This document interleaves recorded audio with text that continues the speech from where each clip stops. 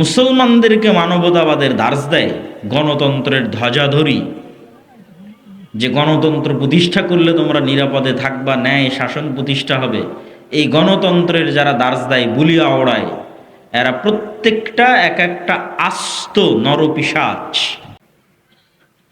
তো অ্যাপস্টেইন যে ফাইল উন্মোচন হয়েছে আমেরিকার, আমি মনে করি যে বিশ্বব্যাপী গণতন্ত্রের যে সাম্রাজ্যবাদ প্রতিষ্ঠিত আছে, এটার পতনের কেবল শুরু। এটার পতনের কেবল শুরু। আসসালামু আলাইকুম ওয়া রাহমাতুল্লাহি ওয়া বারাকাতুহু।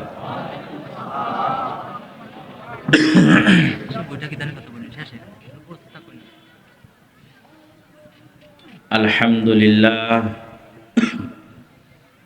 নাহমাদুহু ওয়া নাস্তাঈনুহু ওয়া নাস্তাগফিরুহু ওয়া নাউযু বিল্লাহি মিন শুরুরি আনফুসিনা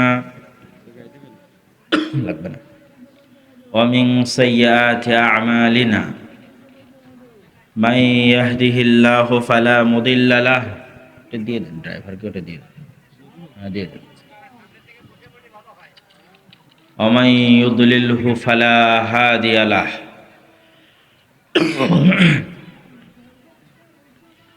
واشهد ان لا اله الا الله وحده لا شريك له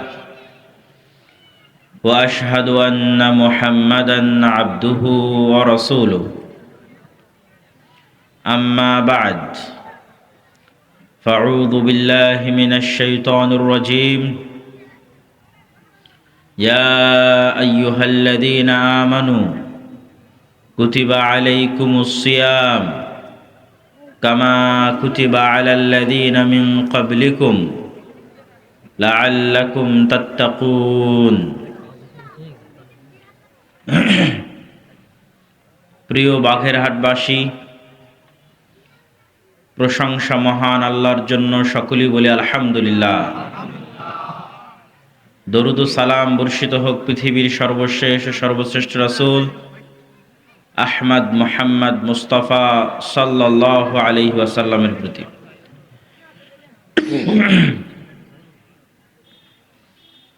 আমরা অবস্থান করছি শাবান মাসে। সামনে আসছে রমাজান মাস।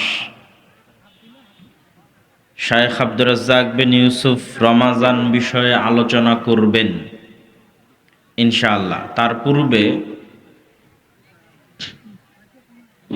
আমি সংক্ষিপ্তভাবে আমাদের এই শাবান মাস এবং সমাগত রমজান মাস, এই দুটিকে সামনে রেখে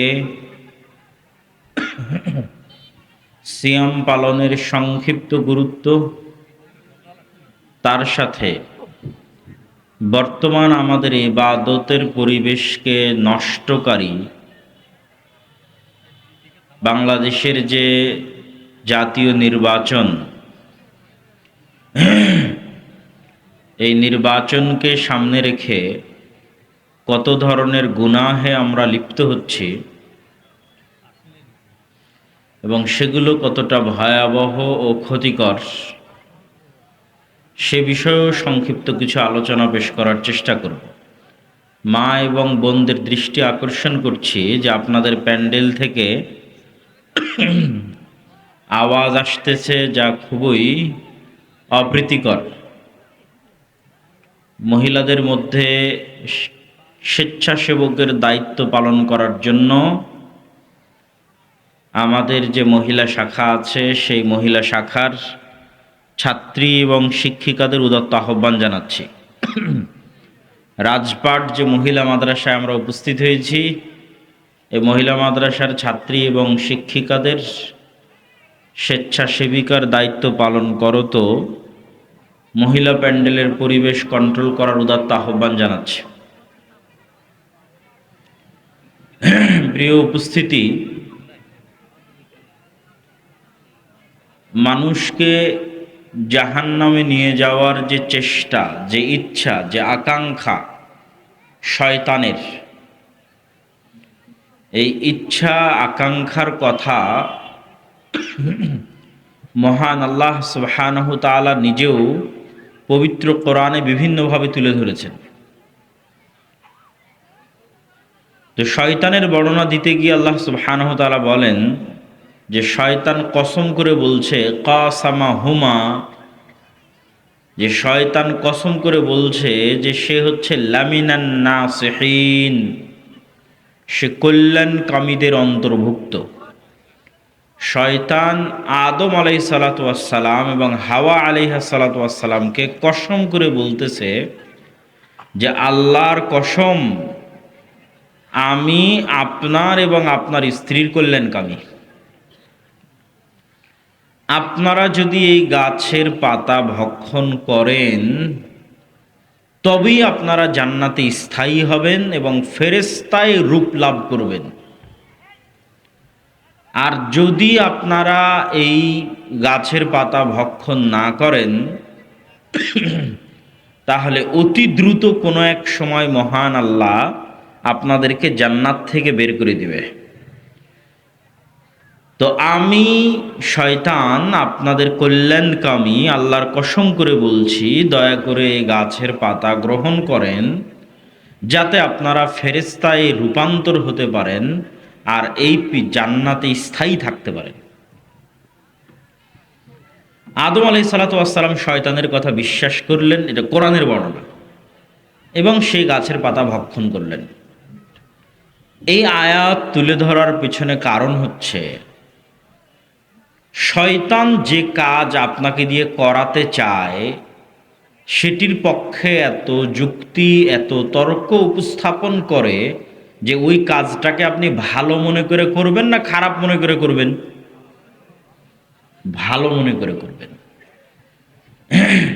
এই একটা পয়েন্ট আপনার মাথায় নিতে হবে যে শয়তান যেই কাজ আমাদের করাতে চায় সেই কাজের পক্ষে সে আমাদের কল্যাণে এত যুক্তি উপস্থাপন করবে যে আমরা ওই কাজ করার সময় ওই কাজটাকে আমাদের জন্য ভালো মনে করেই করব। খারাপই যদি মনে করতাম তাহলে তার শয়তানের দরকার ছিল। আদম আলাইহিসসালাতু ওয়াসসালাম ওই গাছের পাতা খারাপ মনে করে ভক্ষণ করেননি। তারা জান্নাতে থাকবেন স্থায়ী এই আশায়, তাদের কল্যাণ হবে, তারা ফেরেশতা হয়ে যেতে পারবেন এই আশায়। এগুলো বুঝিয়ে শয়তান ওই কাজে লিপ্ত করিয়েছে।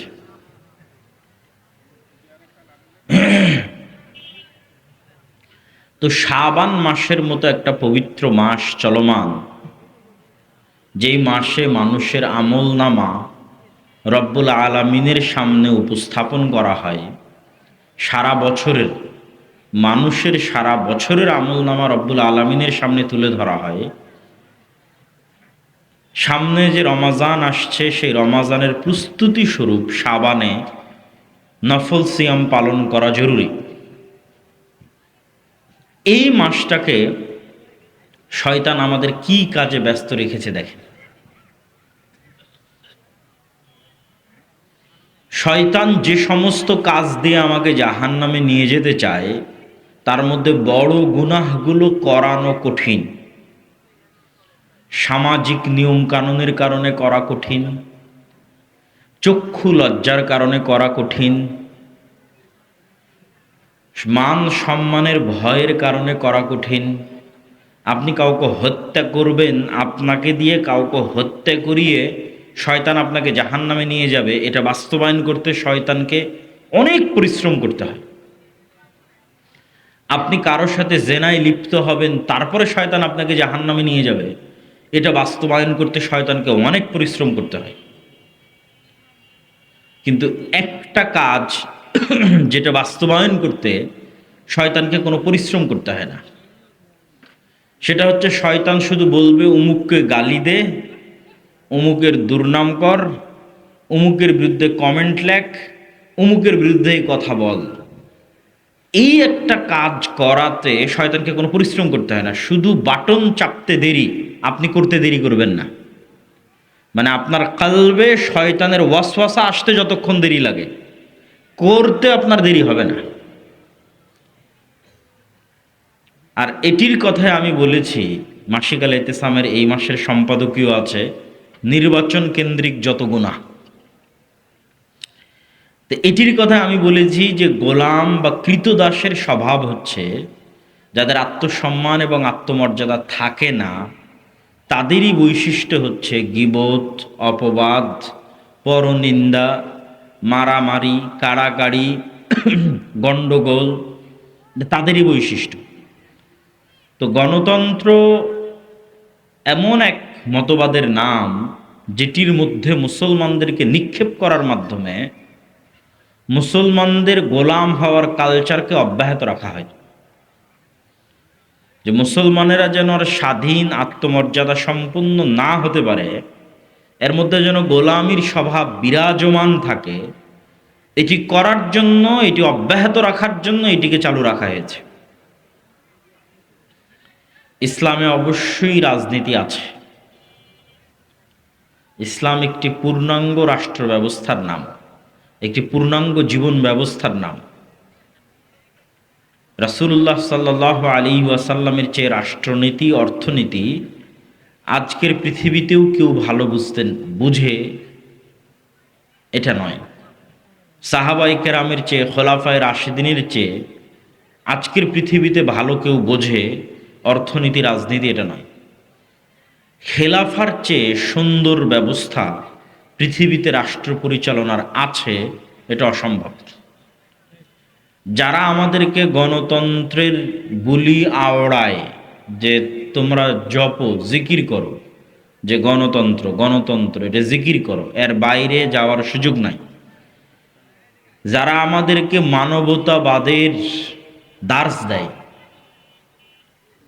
আমাদেরকে পড়ায় যে আমাদের কাছ থেকে তোমাদের মানবতা শিখতে হবে, আমাদের কাছ থেকে তোমাদের ন্যায় নীতি শিখতে হবে, আমাদের কাছ থেকে তোমাদের নারীর অধিকার শিখতে হবে, আমাদের কাছ থেকে তোমাদের গণতন্ত্র শিখতে হবে, এগুলো আধুনিক বিশ্বের মানদণ্ড। কিন্তু কিছুদিন আগে অন্তত যারা শিক্ষিত সমাজ, যারা ফেসবুক ইউটিউবে অ্যাক্টিভ থাকেন, তারা জানেন।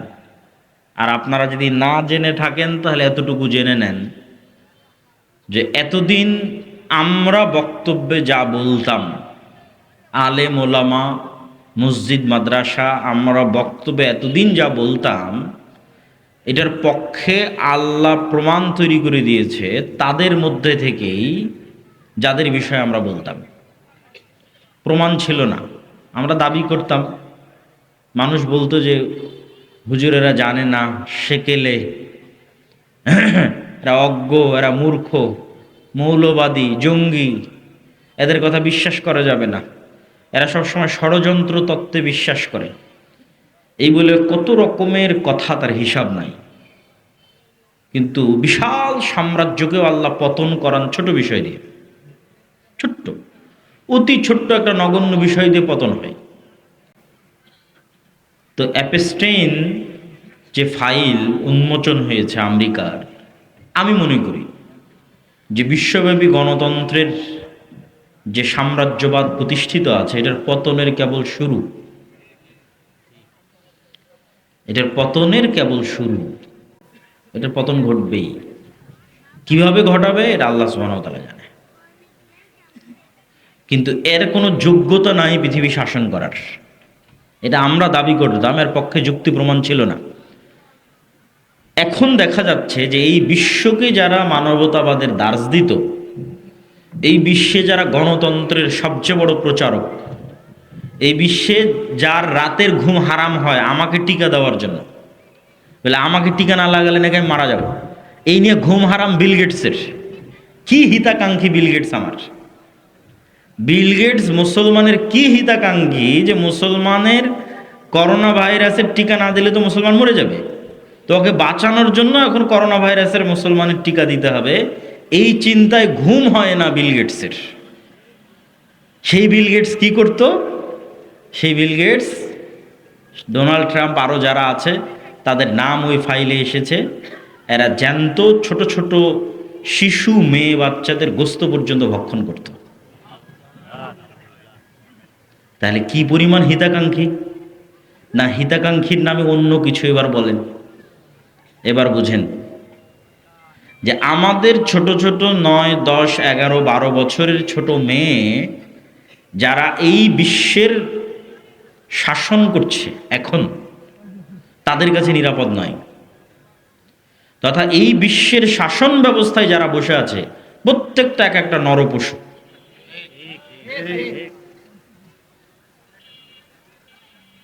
যারা মুসলমানদেরকে মানবতাবাদের দার্স দেয়, গণতন্ত্রের ধ্বজাধরি, যে গণতন্ত্র প্রতিষ্ঠা করলে তোমরা নিরাপদে থাকবা, ন্যায় শাসন প্রতিষ্ঠা হবে, এই গণতন্ত্রের যারা দার্স দেয়, বুলিয়া ওড়ায়, এরা প্রত্যেকটা এক একটা আস্ত নরপিশাচ।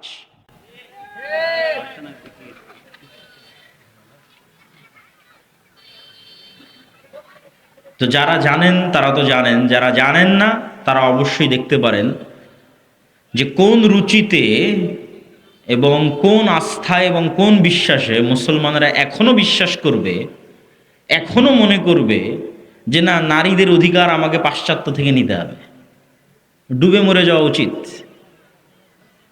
কোন বিশ্বাসে, কোন আস্থায় এখনো পৃথিবীর মানুষ মনে করবে যে না, আমাকে ন্যায় ইনসাফ প্রতিষ্ঠা করতে গণতন্ত্রের কাছে যেতে হবে। আমি আজকেও বলেছি, আগেও বলেছি, আবারও বলছি যে গণতন্ত্র কেন্দ্রিক এবং আধুনিক যে বিশ্ব শাসন ব্যবস্থা আছে, পুঁজিবাদী ব্যবস্থা, এটার পতনের শুরু যারা এই পর্যায়ে চলে গেছে, এইরকম হায়েনা হয়ে গেছে যে 9, 10, 11 বছরের মেয়ে শিশুকে সারা পৃথিবী থেকে ক্রয় করে নিয়ে গিয়ে একটা দ্বীপে নিয়ে গিয়ে একত্রিত হয়ে এই সমস্ত বিশ্বের শাসকেরা, অর্থনীতিবিদেরা তাদেরকে ভক্ষণ করবে, তাদের উপর জুলুম চালাবে, তাদের রান্না করা গোস্ত খাবে এবং সরাসরি শয়তানের আস্ত পূজা, যেই শয়তানের নাম আল্লাহ সুবহানাহু ওয়া তাআলা পবিত্র কোরআন মাজিদে বলেছেন, বাল, বালাবাক, বাল নামক মূর্তির পূজা। তো এই সমস্ত কাজ কিন্তু শয়তান চায়, এগুলো কাজ শয়তান পছন্দ করে। যারা শয়তানের দোসর, যারা সত্যিকার অর্থে শয়তানের অনুসারী, তাদেরকে দিয়ে শয়তান এই কাজগুলো করায়। যে যত নিকৃষ্ট থেকে নিকৃষ্ট নিচে নামানো যায় মানুষকে, এটা শয়তানের একটা প্রজেক্ট, যে মানুষকে মানুষের জায়গা থেকে নিচে নামাতে হবে। মানুষকে আল্লাহ ফিতরাতের উপর সৃষ্টি করেছে, ফিতরাতুল, যেই ফিতরাত বাস্তব স্বভাবজাত বৈশিষ্ট্য, এটার উপর আল্লাহ মানুষকে সৃষ্টি করেছে। এবং আল্লাহ বলছে ইসলাম হচ্ছে ফিতরাত, মানে ইসলামে আমি যে বিধিবিধান দিয়েছি এটাই মানুষের বাস্তব অবস্থা। মানুষকে যেইভাবে আমি তৈরি করেছি এটার সাথে শতভাগ খাপ খায়, শতভাগ মিলে, মানুষের সাইকোলজির সাথে, মানুষের চিন্তা চেতনার সাথে, মানুষের শরীরের সাথে একমাত্র মিলবে, সেটার নাম ইসলাম। ইসলাম হচ্ছে ফিতরাত, মানুষের স্বভাবজাত বৈশিষ্ট্য। আর শয়তান কি চায়? মানুষকে স্বভাবজাত বৈশিষ্ট্য থেকে বের করে নিয়ে যেতে চায়। তো যখনই আপনি এই স্বভাবজাত বৈশিষ্ট্যের মধ্যে থাকবেন না, তখনই আপনাকে আনন্দের জন্য আরো বিকৃত, আরো বিকৃত, আরো বিকৃত, আরো নিকৃষ্ট, আরো নিকৃষ্ট, আরো নিকৃষ্ট রাস্তা অবলম্বন করতে হবে, কারণ আপনি স্বভাবজাত স্বভাবের উপর নাই। মানে ইসলামের স্বভাবজাত স্বভাব হচ্ছে আপনি আনন্দ গ্রহণ করবেন আপনার স্ত্রীর কাছে থেকে। আপনার স্ত্রী হচ্ছে লিতাসকুনু ইলাইহা, আপনার প্রশান্তির জায়গা। তাহলে স্বভাবজাত বৈশিষ্ট্যের উপর যদি কোনো মেয়ে টিকে থাকে, মেয়েদের যেই নম্রতা, মেয়েদের যেই কোমলতা, মেয়েদের যেই নমনীয়তা, এটার উপর যদি কোনো মেয়ে টিকে থাকে, স্বভাবজাত, যে স্বভাবের উপর আল্লাহ সৃষ্টি করেছে, পুরুষের যেই পৌরুষত্ব, পুরুষের যে আত্মমর্যাদা, আত্মসম্মান, দায়িত্বশীলতা, দায়িত্ববান হওয়া, এটার উপর যদি কোনো পুরুষ অটল থাকে, যেটার উপর আল্লাহ তাকে সৃষ্টি করেছে, তাহলে এই নারী আর এই পুরুষ যখন একত্রিত হবে তখন এরা দুনিয়াতেই জান্নাত পেয়ে গেছে। কিন্তু এই স্বভাবজাত বৈশিষ্ট্যের উপর থেকে তাকে বিকৃত করে দূরে সরানো, এটা শয়তানের প্রজেক্ট। তাহলে কোনো একটা নারী তার কোমলতার ওপর থাকতে পারছে না, তার নমনীয়তার ওপর থাকতে পারছে না বিভিন্ন কারণে। গার্মেন্টসে, স্কুল, কলেজ, চাকরি ক্ষেত্রে প্রতিদিন প্রতিনিয়ত পুরুষের সাথে উঠা বসা করতে হচ্ছে, পুরুষের সাথে হাসি মুখে মিশতে হচ্ছে, এর মাধ্যমে তার কোমলতা এবং নমনীয়তায় কমতি তৈরি হচ্ছে। যত বেশি পুরুষের সাথে সে মিশবে এবং উঠা বসা করবে, তত তার মধ্যে পুরুষালী স্বভাব, আধিপত্য বিস্তার করা, অর্থনৈতিক ক্ষমতা, পদের ক্ষমতা, আধিপত্য বিস্তারের মানসিকতা আসবে। এবার পুরুষ যখন গায়রাতবিহীন হয়ে যাবে, দায়ুস, আত্মমর্যাদাহীন, পৌরুষত্ব নাই, না অর্থনৈতিক সক্ষমতা আছে, না শারীরিক সক্ষমতা আছে, না নৈতিক সক্ষমতা আছে, কোনো দিক থেকেই সে তার স্ত্রীর সামনে দাঁড়াতে পারে না, তাহলে তখন তার মধ্যে মেয়েলি স্বভাব বিরাজ করবে। এটা হলো বিকৃতির শুরু। যে স্বভাবজাত বৈশিষ্ট্যের উপর আল্লাহ মানুষকে সৃষ্টি করেছিলেন, বিকৃতির শুরু। এটা শয়তান চায়। এই বিকৃতিটা যখন সংঘটিত হয়ে যাবে, তখন এই সমাজ, এই নারী, এই পুরুষ পৃথিবীতে স্বাভাবিক আর আনন্দ পাবে না। একে তখন আনন্দ খুঁজতে হবে অস্বাভাবিক রাস্তায়।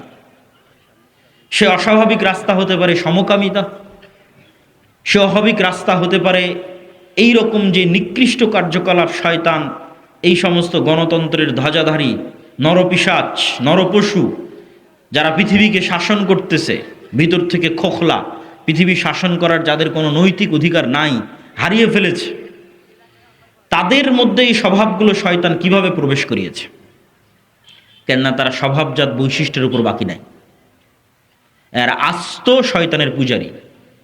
ওই পূজারী নয় যে নিজের অজান্তে শয়তানের পূজা করছে, জেনে বুঝে শয়তানেরই পূজা করতেছে, শয়তানকে নিজের ইলাহ মেনে ইবলিস কোনটাতে খুশি হবে সেটা করতেছে।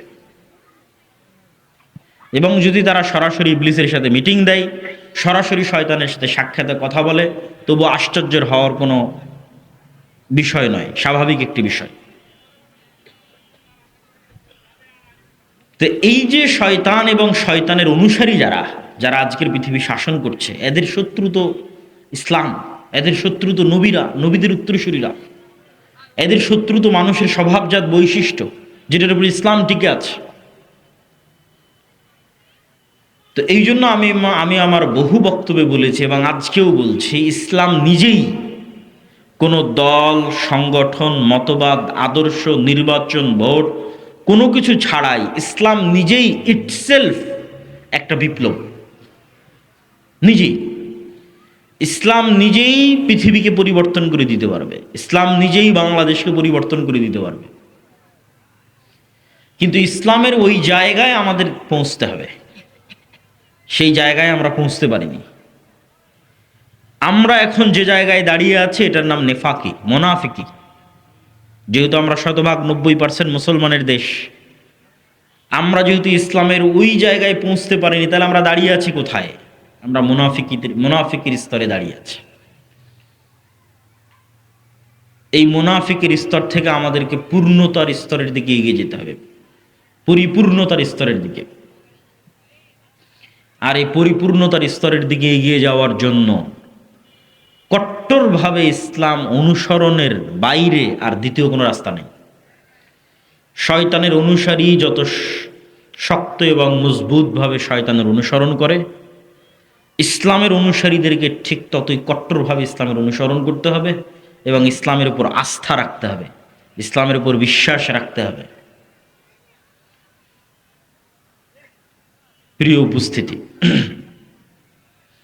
আমরা আলোচনা করছিলাম যে আমাদের যে এই পবিত্র মাস, এই পবিত্র মাস, সামনে যে মাস আসতেছে সেই মাস, এই 2 মাস মিলে আমরা যেই সময়টা পার করতেছি, এই সময়টা আমাদের যেই কাজে লাগানো উচিত সেই কাজে না লাগিয়ে জাহান্নামে নিয়ে যাওয়ার যে সহজ রাস্তা আছে, সেই সহজ রাস্তায় শয়তান আমাদের ব্যস্ত করে রেখেছে। তাহলে কি কাজে লাগানো উচিত? শয়তানের কবল থেকে বাঁচার জন্য, শয়তানের ষড়যন্ত্র থেকে বাঁচার জন্য 2টি ইবাদত খুব গুরুত্বপূর্ণ। একটা ইবাদতের নাম সালাত, আর একটা ইবাদতের নাম সিয়াম। তো সালাত এবং সিয়াম দিয়ে কিভাবে আপনি শয়তানের কবল থেকে বাঁচবেন এটা তো বলবো, একটু বিস্তারিত বলবো। তার আগে শয়তান আপনাকে এই মাসগুলোতে কি কাজে ব্যস্ত রেখেছে সেটা বুঝেন। যে শয়তান আপনাকে দিয়ে জেনা করাতে পারছে না, মানুষকে হত্যা করাতে পারছে না, আর ডট ডট ডট অনেক কাজ করাতে পারছে না। তো শয়তান আপনাকে কোন কাজে ব্যস্ত রাখবে? জিহব্বার গুনাহ। এটা হলো সবচেয়ে সহজে জাহান্নামে নিয়ে যাওয়ার মাধ্যম। সবচেয়ে easy way to go to জাহান্নাম, পৃথিবীর সবচেয়ে সহজ রাস্তা যেটাতে মানুষ জাহান্নামে যায়। এখানে শয়তানের কোনো পরিশ্রম নাই। তো এই সহজ রাস্তায় চলতে মানুষকে সবচেয়ে বেশি উদ্বুদ্ধ করে গণতন্ত্র, নির্বাচন, যে তুমি দ্রুত কেমনে জাহান্নামে যাবা। তো দ্রুত যদি জাহান্নামে যেতে চাও তাহলে তোমার এই জিহুব্বা দিয়ে যে যেমন পারো, যার বিরুদ্ধে যেভাবে পারো বলো, গুনাহ কামাও, জাহান্নামে যাও। ইসলামী শাসন ব্যবস্থায় বিভক্তির কোনো সুযোগ নাই। মানে ইসলামের যে রাষ্ট্রীয় থিওরি, রাষ্ট্র প্রতিষ্ঠা হবে, এখানে বিভক্তির কোনো চান্স নাই। দেখেন, আমি আবারও বলছি, ইসলামে পলিটিক্স আছে, কিন্তু গণতন্ত্রের যে ইসলাম, এই ইসলামের যে পলিটিক্স, এটার কিছু ভালো দিকও থাকতে পারে, হতে পারে, আল্লাহ ভালো জানে, কিন্তু কিছু খারাপ দিকও আছে। এই খারাপ দিকটা হচ্ছে সরাসরি ইসলামকে শত্রু বানিয়ে দেওয়া হয়, সরাসরি ইসলাম শত্রুতে পরিণত হয়ে যায়। যেমন গত 17 বছর ছিল, ঠিক আল্লাহ ভালো জানে কি হবে, কিন্তু যেহেতু গণতন্ত্রের রাজনীতি বিভক্তির রাজনীতিকে পছন্দ করে, ইসলাম বিভক্তির রাজনীতি পছন্দ করে না। কেননা বিভক্তি মানে কখনো রাষ্ট্র এক হতে পারে না, আর গণতন্ত্র মানে তোমরা পরস্পর বিভক্ত থাকো আর মারামারি করো। তো এই গণতান্ত্রিক ব্যবস্থার মধ্যে আমি ইসলামের পলিটিক্স করছি, তখন এর বিপরীত পক্ষ যে আছে যদি বিজয় অর্জন করে, তাহলে ও পুরো ইসলামকে শত্রু মনে করবে, পুরো ইসলাম। সে এখন যে ইসলামের পক্ষে রাজনীতি করছে, সে যে রাজনীতি করছে না, সে যে মসজিদে আছে, সে যে মাদ্রাসায় আছে, সে যে বক্তব্য দিচ্ছে, সে যে বই লিখছে, সে সব শত্রু, পুরো ইসলাম শত্রু। কে এখন পুরো ইসলামকে শত্রু মনে করছে? আর এক মুসলমানই পুরো ইসলামকে শত্রু মনে করতেছে, আর একটা মুসলমানের সন্তানই। এটা তাহলে বানালোকে, আমি ব্যক্তির কোনো দোষ দিচ্ছি না, দলের না, এটাই থিওরি, গণতন্ত্রের যে থিওরি, এটা এভাবে ডিজাইন করা।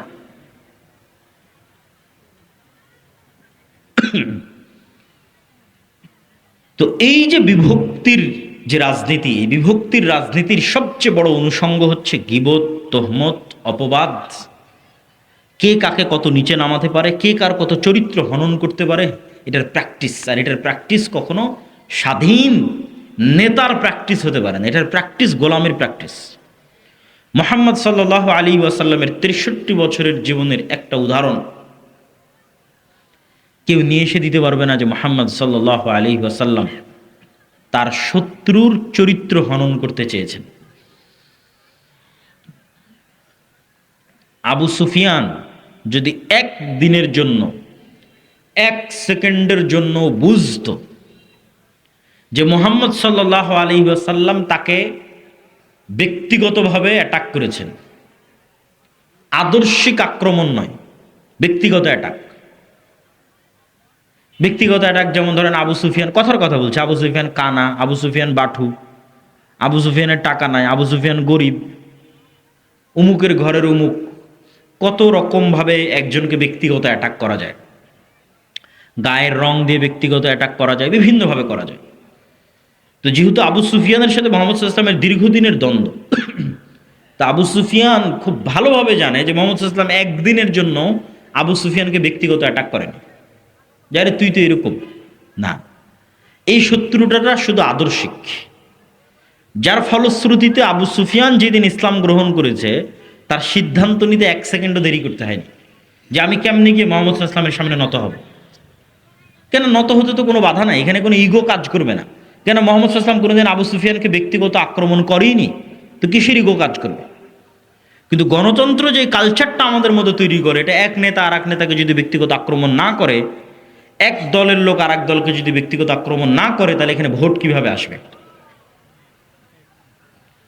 তাহলে এই কালচারটা একদিকে যেমন আমার ইসলামের দৃষ্টিতে নেতৃত্বের যে গুণ আছে এটাকে ধ্বংস করে দিচ্ছে, ইসলামের দৃষ্টিতে নেতা হওয়ার যে গুণ এটাকে ধ্বংস করে দিচ্ছে, আমাকে গোলাম বানিয়ে ফেলতেছে। পাশাপাশি জাহান্নামে যাওয়ার সবচেয়ে যে সহজ রাস্তা, এই সহজ রাস্তায় শয়তান আমাদের অভ্যস্ত করে ফেলতেছে জাহান্নামে নিয়ে যাওয়ার।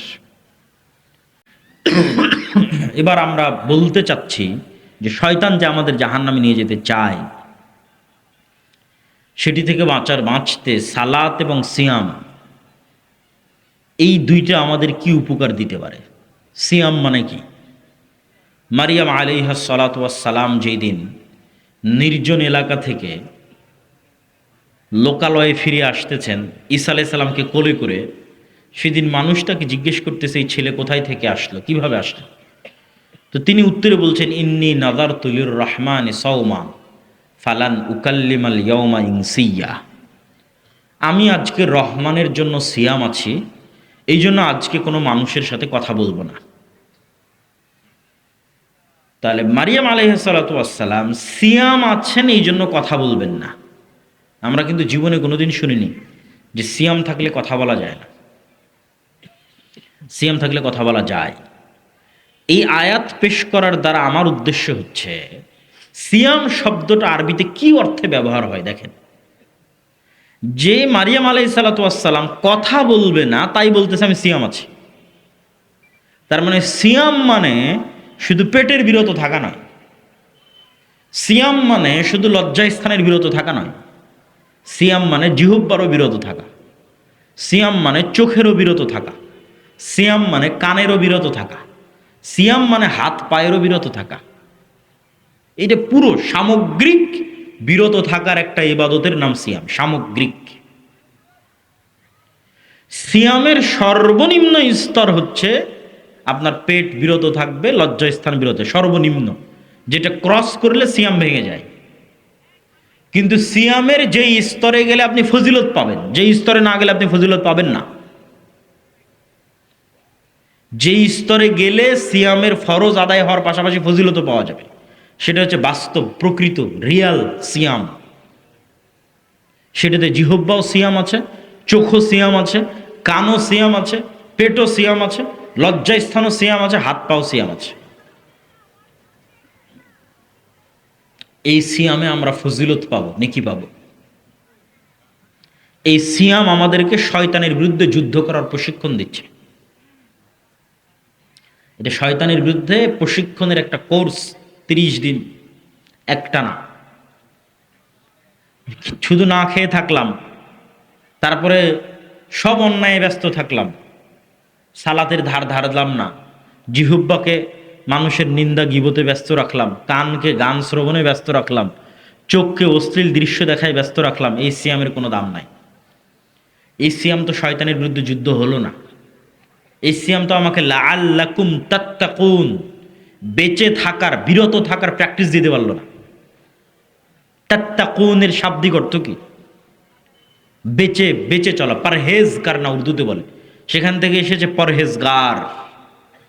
উর্দুতে যখন কোনো মানুষ অসুস্থ হয় তখন ডাক্তার বলে খানে মে থোড়া পরহেজ করকে চলনা, মানে খাবারে একটু বেছে বেছে চলিও, পরহেজ করকে চলনা, বেছে বেছে চলিও। ওইটাকে মোত্তাকিকে তখন উর্দুতে বলেছে পরহেজগার, আমরা বলেছি পরহেজগার। তার মানে যে বেছে বেছে চলে। তাহলে বেছে বেছে চলার প্র্যাকটিসটা কোথায় হচ্ছে? লাআল্লাকুম তাত্তাকুন, ইয়া আইয়ুহাল্লাযীনা আমানু কুতিবা আলাইকুমুস সিয়াম, তোমাদের উপর সিয়াম ফরজ করা হয়েছে।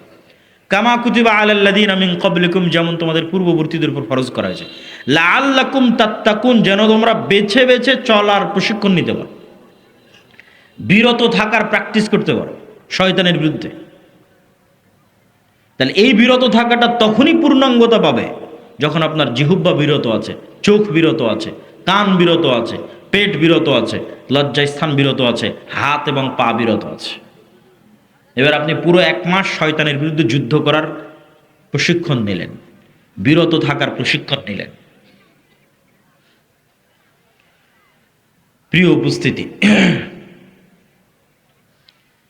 যেই সমস্ত বিষয়ের মাধ্যমে শয়তান মানুষকে ঘায়েল করতে চায়, তার অন্যতম 3টি বিষয় হচ্ছে অত্যাধিক খাওয়া, অত্যাধিক ঘুমানো, অত্যাধিক কথা বলা। এই 3টে শয়তান আমাদের উপর চাপিয়ে দিতে চায়, যে সারাদিন এর ওর নামে যা ইচ্ছা তাই বলো, সারাদিন যা ভালো লাগে সব খাও, বিড়ি, সিগারেট, মদ, জুয়া, জর্দা, গুল, তামাক সব, আর যত বেশি পরিমাণ পারো একদম রাত থেকে শুরু করে ফজর থেকে শুরু করে 10টা 11টা 12টা পর্যন্ত ঘুমাও। এই তিনটে শয়তানি স্বভাব। তাহলে পেট পূর্ণ করে যখন মানুষ খায় তখন ইবনুল কাইয়িম রাহিমাহুল্লাহ বলছেন যে মানুষের রক্ত সঞ্চালনের এই রাস্তা প্রশস্ত হয়, এবং প্রশস্ত হওয়ার কারণে ওর মধ্যে দিয়ে শয়তান আরও বেশি ঢুকতে পারে। শয়তান কিন্তু আমাদের শরীরে ঢোকে, ইয়াজরি মাজরাদ দাম, রক্ত সঞ্চালনের রাস্তাগুলোর মধ্যে দিয়ে শয়তান প্রবেশ করে। তাহলে যখন পেট পূর্ণ করে খাবে, প্রচুর পরিমাণে ঘুমাবে, তখন এগুলোতে শয়তানের প্রবেশাধিকার বাড়ে।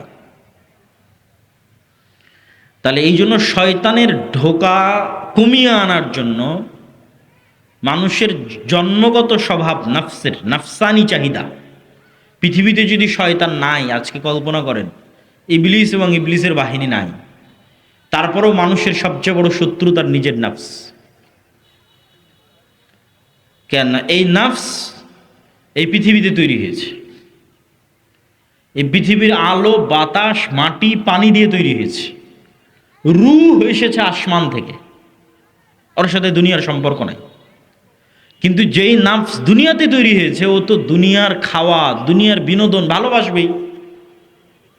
এইটা নাফসের জন্মগত চাওয়া যে সে খাওয়াকে ভালোবাসবে, এটা নাফসের জন্মগত চাওয়া যে সে নারীকে ভালোবাসবে, এটা নাফসের জন্মগত চাওয়া যে সে টাকাকে ভালোবাসবে।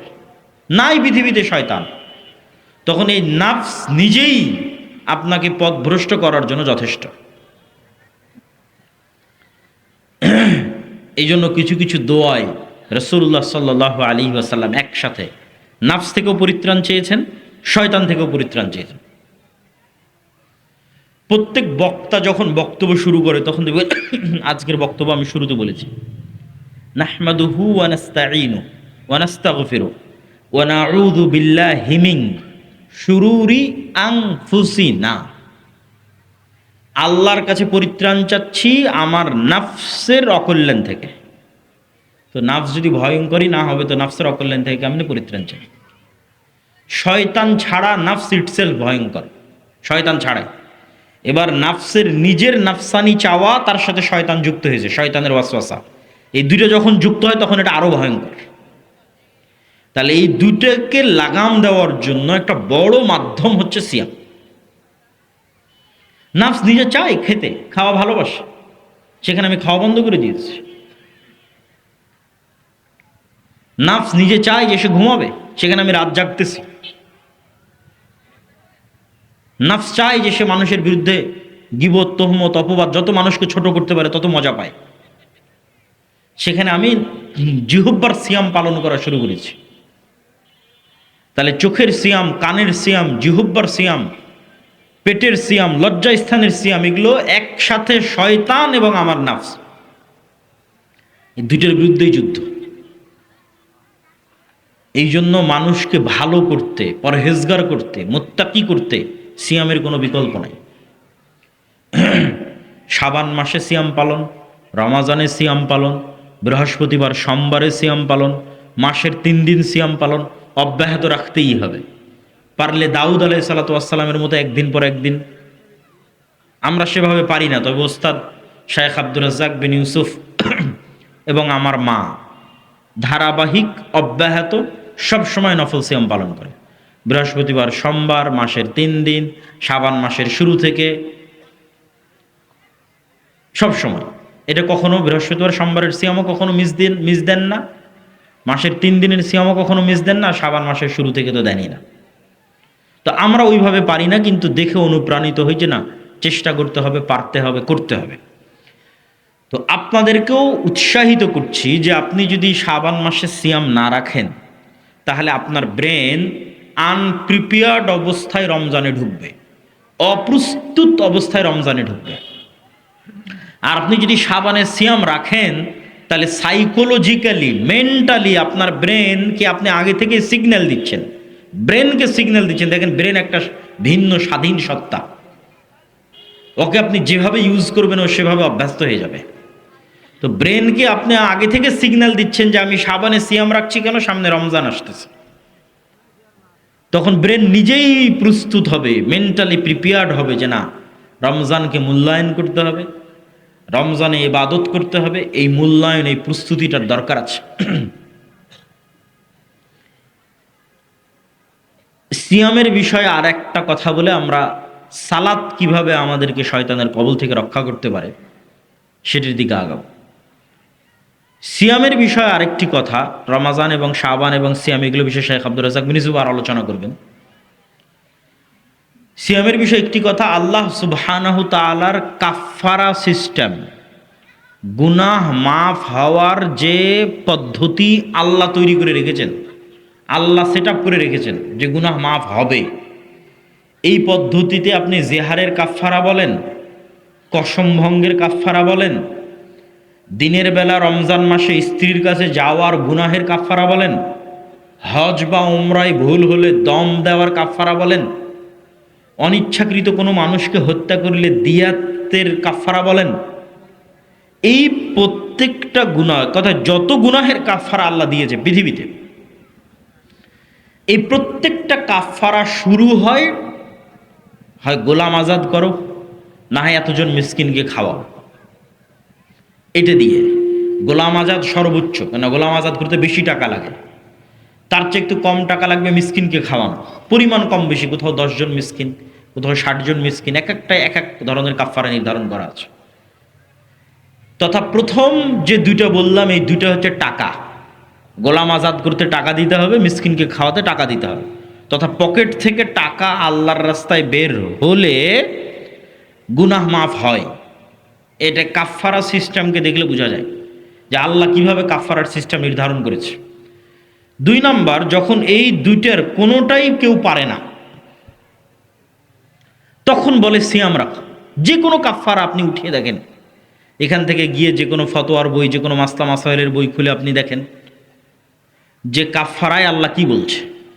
গোলাম আজাদ করো, মিসকিনকে খাওয়াও, এগুলোর একটাও পারছ না, মানে টাকার রাস্তা যখন শেষ, টাকার সক্ষমতা যখন শেষ, তখন এবার বলে এতদিন সিয়াম রাখো। তাহলে কোথাও বলা হয়েছে 3 দিন সিয়াম রাখো, কোনোটাতে বলা হয়েছে 10 দিন সিয়াম রাখো, কোনোটায় বলেছে একটানা 60 দিন সিয়াম রাখো। তার মানে আল্লাহর কাফফারা সিস্টেমে গুনাহ মাফ হওয়ার একটা বড় মাধ্যম সিয়াম। বলেন আল্লাহু আকবার। পৃথিবীর যে কোনো গুনাহ অত্যাধিক সিয়াম দিয়ে মাফ হয়ে যেতে পারে। পৃথিবীর যে কোনো গুনাহ অত্যাধিক সিয়াম দিয়ে কাফফারা হিসেবে গণ্য হয়ে যেতে পারে, গুনাহ মিটিয়ে দিতে পারে।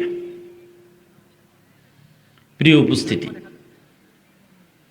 সালাত, শয়তানের যে আধিপত্য আমাদের নিজের নাফসের উপর, এই আধিপত্য যদি আপনি ভাঙতে চান, ঘরে বসে থেকে ভাঙ্গার কোনো সুযোগ নাই, ঘুমিয়ে শুয়ে বসে ভাঙ্গার কোনো সুযোগ নাই। আমি শয়তানের গোলাম অবস্থায় আছি, কথার কথা, এখন শয়তানের গোলামি থেকে বের হতে চাই, তাহলে বের হব শুয়ে থেকে হবে না, ঘুমিয়ে থেকে হবে না, বসে থেকে হবে না, খেয়ে দেয়ে হবে না। আমি শয়তানের গোলাম অবস্থায় আছি, বের হতে চাই শয়তানের গোলামি থেকে, এর জন্য কাজ করতে হবে। পৃথিবীতে কোনো কিছুই কাজ করা ছাড়া হাসিল হয় না, পরিশ্রম ছাড়া হাসিল হয় না, প্রশিক্ষণ ছাড়া হাসিল হয় না। আপনি আর্মিতে জব করে ঢোকেন, আপনাকে 10 কিলোমিটার দৌড়াবে, দৌড়াও 10 কিলোমিটার একটা না, প্রতিদিন সকালে পিটি করো, কেন কাজ না করলে তো শরীর ফিট থাকবে না। শরীরকে যে ফিট রাখবে, কি দিয়ে ফিট রাখবে যদি ব্যায়াম না করে, ফিজিক্যাল এক্সারসাইজ না করে? তো শরীরের সুস্থতা অসুস্থতা যেমন একদম হুবহু মানুষের নাফসের সুস্থতা অসুস্থতা, এটা আমরা বুঝি না, আমাদের বুঝার বাইরে। যেমন শরীরের সুস্থতা অসুস্থতার, আপনি আজকে এখনই যান যে আপনি অসুস্থ, মেডিকেলে গেলেন, মেডিকেলে গিয়ে চেক আপ করেন, বলবে আপনার এই ভিটামিন শর্ট আছে, ভিটামিন সি নাই, ভিটামিন সি নাই এই জন্য আপনার ঠোঁট ফাটে, ভিটামিন সি নাই এই জন্য মুখে ঘা হয়েছে, ভিটামিন ডি নাই এই জন্য হাঁটুতে ব্যথা। তাহলে কোনো একটার কমতিতে আপনি অসুস্থ হয়ে যাচ্ছেন, আবার কোনো একটার মাত্রাতিরিক্ত বেশি হলে আপনি অসুস্থ। বলে সুগার লেভেল যেমন থাকার কথা তেমন নাই, 5, 6, 7 থাকবে, 13, 14, 15 হয়ে বসে আছে, তাহলে আপনি অসুস্থ। কেন? এখানে বিষ বেশি হয়ে গেছে, বিষ ঢুকে গেছে শরীরের মধ্যে, ভাইরাস ঢুকে গেছে। তাহলে এই যে শরীরের সুস্থতা এবং অসুস্থতা যেমন হুবহু, এইরকমই নাফসের সুস্থতা অসুস্থতা। নাফসের ভিটামিন নাই, নাফস যেখান থেকে ভিটামিন নিবে সে ভিটামিনগুলো নাই। একদিকে তো ভিটামিন নাই, আর একদিকে যে বিষগুলো থাকলে নাফস অসুস্থ হবে ওই বিষগুলো প্রতিনিয়ত ঢুকতেছে। তাহলে নাফসের ভিটামিনের অভাব, প্রোটিনের অভাব, ক্যালোরির অভাব কি? যত ফরজ ইবাদত আছে সব ফরজ ইবাদত, প্রত্যেকটা ফরজ ইবাদতে চুল পরিমাণ কমতি তৈরি হওয়া মানে নাফস অসুস্থ। ওখানে পূর্ণাঙ্গ ভিটামিন ঢুকতেছে না, প্রোটিন ঢুকতেছে না, ক্যালোরি ঢুকতেছে না, অসুস্থ হয়ে গেছে, মারা যাওয়ার দ্বার প্রান্তে, নূর কমে যাচ্ছে। নাফসের মৃত্যু মানে নূর না থাকা। বলে নাফসের মৃত্যু কি দিয়ে বুঝবেন? নাফস এবং রুহের মৃত্যু হচ্ছে নূর না থাকলেই মৃত্যু। তাহলে আমাদের যতজনের নাফস জীবিত আছে না মৃত আছে কি দিয়ে বুঝবেন? হার্টবিট পাম্প করতেছে, রক্ত বের হচ্ছে, তার মানে বেঁচে আছেন? জি না। এই বেঁচে থাকা তো দুনিয়াবি বেঁচে থাকা। রুহানিভাবে আপনি জীবিত কিনা, আপনার রূহ জীবিত কিনা, না আপনি মারা গেছেন? তা আপনার নাফস এবং রূহ এটা মারা গেছে কিনা এটা বুঝবেন কীভাবে? আপনার এর মধ্যে কালবে নূর আছে কিনা। নূর নাই, মৃত, মারা গেছে। তাহলে ওই নূর কি কোথায় থেকে আসবে? আপনি তো নিজেই কমিয়েছেন, সালাতে নাই, সিয়ামে নাই, এগুলো জরুরি যে ভিটামিনগুলো থাকা দরকার সেগুলো নাই, কমে গেছে। তাহলে তো অটোমেটিক নূর মারা যাওয়ার দিকে। এবার যে সমস্ত ভাইরাস ঢুকলে আপনি মারা যাবেন, ওই ভাইরাস প্রতিনিয়ত ঢুকতেছে। কান দিয়ে গান ঢুকতেছে, এটা ভাইরাস ঢোকার রাস্তা। শয়তানের আক্রমণের জানালা কান। চোখ দিয়ে অশ্লীল দৃশ্য ঢুকতেছে, এটা ভাইরাস। এটা ওইভাবেই হৃদয়কে আক্রান্ত করে যেভাবে বাস্তবে আমাদের শরীর আক্রান্ত হয়। এই জিনিসগুলো প্রত্যেকটা যে বিষয়গুলো আমি বলতেছি এটা বাস্তব। এটা মাপার কোনো যন্ত্র পৃথিবীতে নাই। তাই এটা মাপার যদি কোনো যন্ত্র পৃথিবীতে বের করা যেত তাহলে আপনি মেপে দেখতে পেতেন যে হ্যাঁ, আমার কাল্ব, আমার হৃদয় আসলেই নূর নাই, নূর হারিয়ে গেছে, এখানে ভাইরাস ঢুকে এটাকে বিষাক্ত করে ফেলেছে এবং এখান থেকে নূর বিদায় নিয়েছে। ওই রকমই একটা ভাইরাস হচ্ছে এই যে জিহ্বা দিয়ে যে আমরা একে অপরকে গালি দিচ্ছি, মিথ্যা অপবাদ দিচ্ছি, গীবত করছি। দেখেন, মানুষ যখন মিথ্যা বলে তখন তার মুখে দুর্গন্ধ তৈরি হয়, যে দুর্গন্ধে ফেরেশতা পালিয়ে যায়, সহিহ হাদিস। তা আপনি কি মনে করেন যে এই দুর্গন্ধটা বাস্তবে তৈরি হয়েছে না কল্পনায় তৈরি হয়েছে? বাস্তবে তৈরি হয়েছে।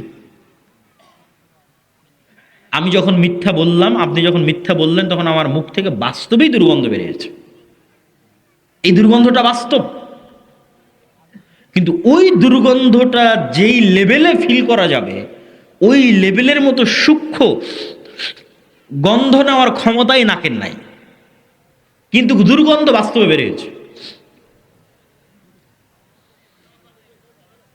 যেমন কুকুরের নাকের যেই লেভেলের দুর্গন্ধ নেওয়ার সক্ষমতা, ওই লেভেলের গন্ধ নেওয়ার সক্ষমতা তো আমার নাকের নাই। ফলে তো আমি বলবো যে বোতলেরও গন্ধ নাই, এই মাইকেরও গন্ধ নাই, জামারও গন্ধ নাই, কিন্তু প্রত্যেকটার গন্ধ আছে। তাহলে এগুলো বাস্তব লেভেলে ঘটে। তো আল্লাহ সুবহানাহু ওয়া তাআলার কাছে একজন সিয়াম পালনকারীর মুখের গন্ধ মিসকে আম্বর, মৃগ নাভির যে পৃথিবীর সর্বশ্রেষ্ঠ গন্ধ, তার চেয়ে বেশি প্রিয়। এটা কখন? যতক্ষণ এই জিহ্বা, এই চোখ, এই কান এগুলো দুর্গন্ধের মধ্যে ঢোকেনি। আমি আছি সিয়াম, কিন্তু আমার জিহ্বা থেকে দুর্গন্ধ বের হচ্ছে, মিথ্যা বলতেছি দুর্গন্ধ, গীবত করতেছি দুর্গন্ধ, অপবাদ দিচ্ছি দুর্গন্ধ। তাহলে এটা থেকে কিভাবে সুগন্ধি বের হবে? আল্লাহর কাছে কেমনে এটা সুগন্ধযুক্ত মনে হবে? ওই সিয়াম পালনকারীর মুখের গন্ধ থেকেই সুগন্ধি বের হবে, যে সিয়াম পালনকারীর মুখ দুর্গন্ধের মধ্যে ঢোকে। তো আমাদের যে নাফস, রূহ এবং কালব, এইটার উপর যদি আমি আধিপত্য বিস্তার করতে চাই, যে না একে শয়তানের গোলামি থেকে বের করব, তাহলে একে কাজ না দিলে, ট্রেনিং না দিলে, ভালো মতো ভিটামিন প্রোটিন না দিলে, ভাইরাস বের না করলে কখনোই ঠিক হবে না। ঠিক আমাদের শরীরের ফিটনেসের জন্য যেমন ব্যায়াম দরকার, ওইরকম নাফসকে কন্ট্রোলে আনার জন্য ওর প্রশিক্ষণ দরকার। তাহলে ওর সবচেয়ে বড় প্রশিক্ষণ কি? যেই প্রশিক্ষণটা মৃত্যু পর্যন্ত একদিনের জন্য মিস দেওয়া মানে ওই একদিনই অসুস্থ, সেটা হচ্ছে সালাত। এটা কাজ, একটা মাত্র কাজ আল্লাহ সুবহানাহু ওয়া তাআলা মুসলমানদের জন্য দিয়েছে, শুধু একটাই কাজ। আর কোনো কাজ দেয়নি। এটা আবার ভুল বুঝিয়েন না, ভুল ব্যাখ্যা করিয়েন না, বুঝিয়ে বলতেছি। আমি বলছি কি যে আল্লাহ মুসলমানদের শুধু একটাই কাজ করতে দিয়েছে, আর কোনো কাজ দেয়নি। ব্যাখ্যা কি? ব্যাখ্যা হচ্ছে, প্রথমে আপনাকে বুঝতে হবে আল্লাহ সুবহানাহু তাআলার আদেশ তার নিষেধের চেয়ে লক্ষ কোটি গুণ দামি। আবার বুঝেন, আল্লাহর আদেশ তার নিষেধের চেয়ে বেশি বড়, বেশি মহৎ। নিষেধও বড় মহৎ, আদেশটা বড়। কেন? একটা প্রতিষ্ঠান আপনি চালু করেছেন, এটাও একটা মাদ্রাসার প্রোগ্রাম। একটা প্রতিষ্ঠানের নিয়ম কানুন ঠিক রাখার জন্য অনেক নিষেধ আছে। ফোন চালানো যাবে না, এতটার পরে ঘুমানো যাবে না, এই প্যান্ট পরা যাবে না, এই কাপড় পরা যাবে না। মাদ্রাসায় ধরেন অসংখ্য নিষেধ আছে। আপনি এখন সব নিষেধগুলো ফলো করলেন, কিন্তু ওই মাদ্রাসায় এতগুলো নিষেধ দেওয়া আছে যেই কাজটাকে ভালো করে করার জন্য। ওকে ফোন চালাতে দিবে না, এটা নিষেধ করে রেখেছে। ওকে প্যান্ট পরতে দিবে না, নিষেধ করে রেখেছে। এইগুলো নিষেধ দিয়ে রেখেছে একটা কাজ ভালো মতো করার জন্য, সেটা যে নিয়মিত ক্লাসে উপস্থিত হয়ে পড়া ঠিক মতো করা। তো ওইটা দিয়ে নাই, তাহলে নিষেধ মানে লাভ আছে? আমি যদি বুঝাতে না পারি, এটা আমার ব্যর্থতা। যেই একটা মূল কাজকে সামনে রেখে এতগুলো নিষেধ দেওয়া আছে, ওইটা দিয়ে তো আমি নাই, ওই নিষেধের কি দাম?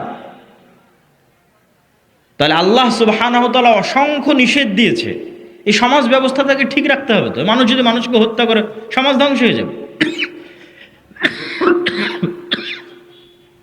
আল্লাহ জেনাকে হারাম করেছে, জেনা যদি হারাম না থাকে তাহলে পরিবার ধ্বংস হয়ে যাবে। তাহলে এই পৃথিবীকে টিকিয়ে রাখার জন্য, মানুষের এই সমাজ ব্যবস্থাকে টিকিয়ে রাখার জন্য অসংখ্য নিষেধ আছে। মদকে আল্লাহ হারাম করেছে।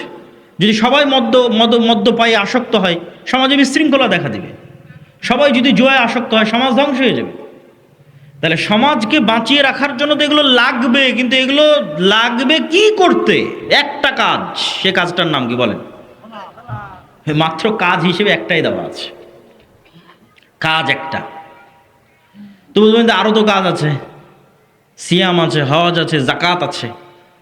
কোনো একটা কাজ আদেশ হিসেবে আল্লাহ দৈনিক করতে হবে, এরকম কোনো কাজ আল্লাহ সুবহানাহু ওয়া তাআলা দেননি। কোনো একটা কাজ দৈনিক করতে হবে, নারী পুরুষ নির্বিশেষে, কেউ বাদ যাবে না, ধনী গরিব নির্বিশেষে, এরকম কোনো কাজ আল্লাহ সুবহানাহু ওয়া তাআলা দেননি। হজ যে ধনী সে করবে, গরিবের নাই। জাকাত যে ধনী সে দিবে, গরিবের নাই। সিয়াম বছরে একবার রমজান মাসে আসতেছে। তাহলে আপনি যে মুসলমান হলেন, আপনি এখন একটা হিন্দু মানুষ। অসংখ্য হিন্দু মানুষ ভালো থাকার জন্য মদ খায় না, সমাজে ভালো হওয়ার জন্য জেনা ব্যভিচার হত্যা রাহাজানি খুন চুরি ডাকাতিতে নিযুক্ত হয় না। এই হিন্দু মানুষটা মুসলমান হয়ে কি করবে? এই মানুষটা তো আগে থেকে মদ খায় না, তোর কাজ কি?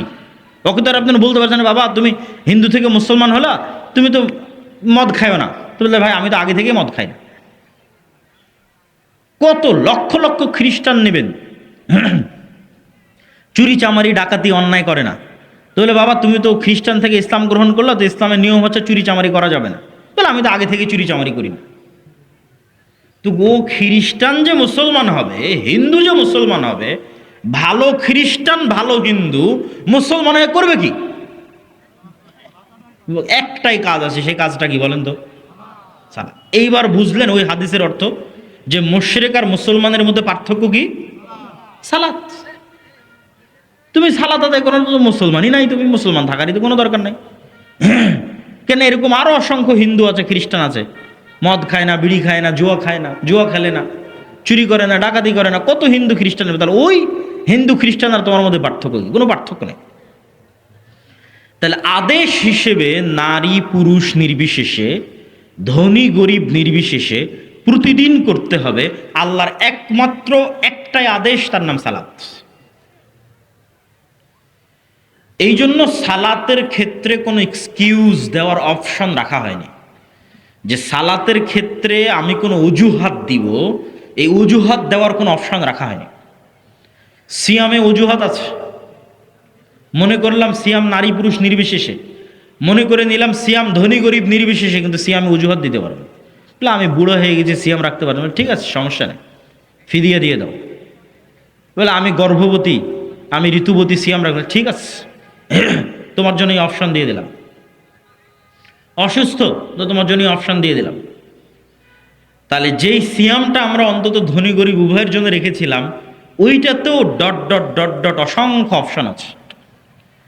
একমাত্র আদেশ আল্লাহর, যে আদেশে কোনো অজুহাত নাই, না নারী না পুরুষ, না শিশু না বৃদ্ধ, বয়স হওয়ার পর, না অসুস্থ, না দাঁড়িয়ে না বসে না শুয়ে, না পানি আছে না পানি নাই, না তায়াম্মুম আছে না তায়াম্মুম নাই, না কেবলা চিনি না কেবলা চিনি না, না কাপড় আছে না কাপড় নাই, কোনো পরিস্থিতিতে কোনো সিচুয়েশনে কোনো অজুহাত সালাতের জন্য গ্রহণযোগ্য নয়।